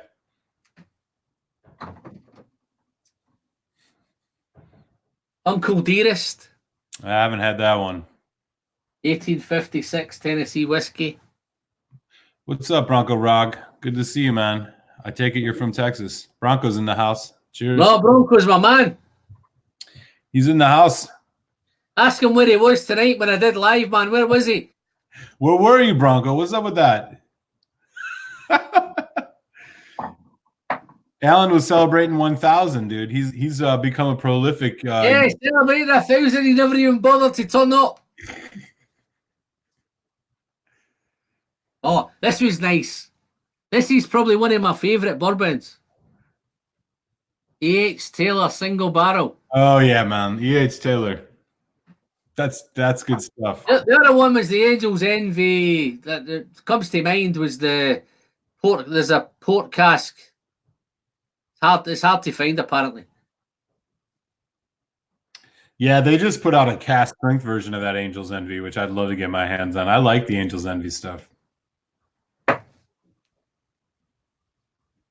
Wild Turkey, Kentucky Spirit. Oh, Alan, I got a story for you. So Yeah. I have a bottle. I love the Kentucky Spirit. I have a bottle of the Kentucky Spirit that was picked by Eddie Russell, the master distiller at Wild Turkey. I picked it up at the distillery. I'm going to be doing a review of it next year. The bottle was a barrel pick from him. So it's got a tag with his name on it and everything. I'm looking forward to that. We should connect because I'd love to be able to send you a couple things. Where are you in? Where are you based? Philadelphia, Pennsylvania. Okay, is that one of them? I can send you stuff. Yeah. You know, you can send stuff here. I had my first ever parcel confiscated. Have you? Yeah, I sent something to Canada and it got confiscated in Canada. Yeah, Canada's a little bit harder on that stuff. No, I've got loads of stuff into Canada, but that was the first one that got stopped. I'll message you and get The difference was I put it in an envelope rather than a box. Everything I've sent to Canada, I've boxed it. Sure. And it seems to have got through. Yeah. But I put this in a big envelope and it got stopped, man. Some fucking nice stuff in that as well, man. I've sent a couple things to Canada in the past, and I haven't run into anything. But yeah, they're pretty hard on some of this stuff. I sent some stuff to Food Quig. Yeah, I've sent Quig's got through. I sent stuff to Quig, he got his. But I sent something to somebody else, and I get the letter. He gets the letter from the customs and all that, man. Fucking blah blah blah. It's been Charge you for it? Confiscated and all sorts. How's this tracks going? How are we doing? Yeah. Bronco Rog in Texas. Yeah, Bronco Rog's in the house. He said he had to get his kids to bed, so he couldn't join you tonight, but he says congrats. Yeah. Get your kids to bed earlier. Yeah, man. This kid shouldn't be Get staying your up. kids to bed 4 hours ago. Well, what is it? It's 8:40 by you right now, Bronco? Yeah, o'clock in the morning. Good stuff, my mate. I'm gonna sign off for the night. But let's connect over email. I'd love to. No worries. Alan Wilson 15 at sky.com. All right, I'm gonna write that down. It's just all one word. Alan Wilson. Yep. 15 at sky.com. ALAN. Yep. I'll email you right after this just so we can connect. Email me, yeah. And I'd love to find Send me some nice stuff, buddy. I appreciate it. Yeah. Cheers. And cheers to everybody else for the night. Salancha, everyone. Cheers. Take it easy, mate. You too, brother.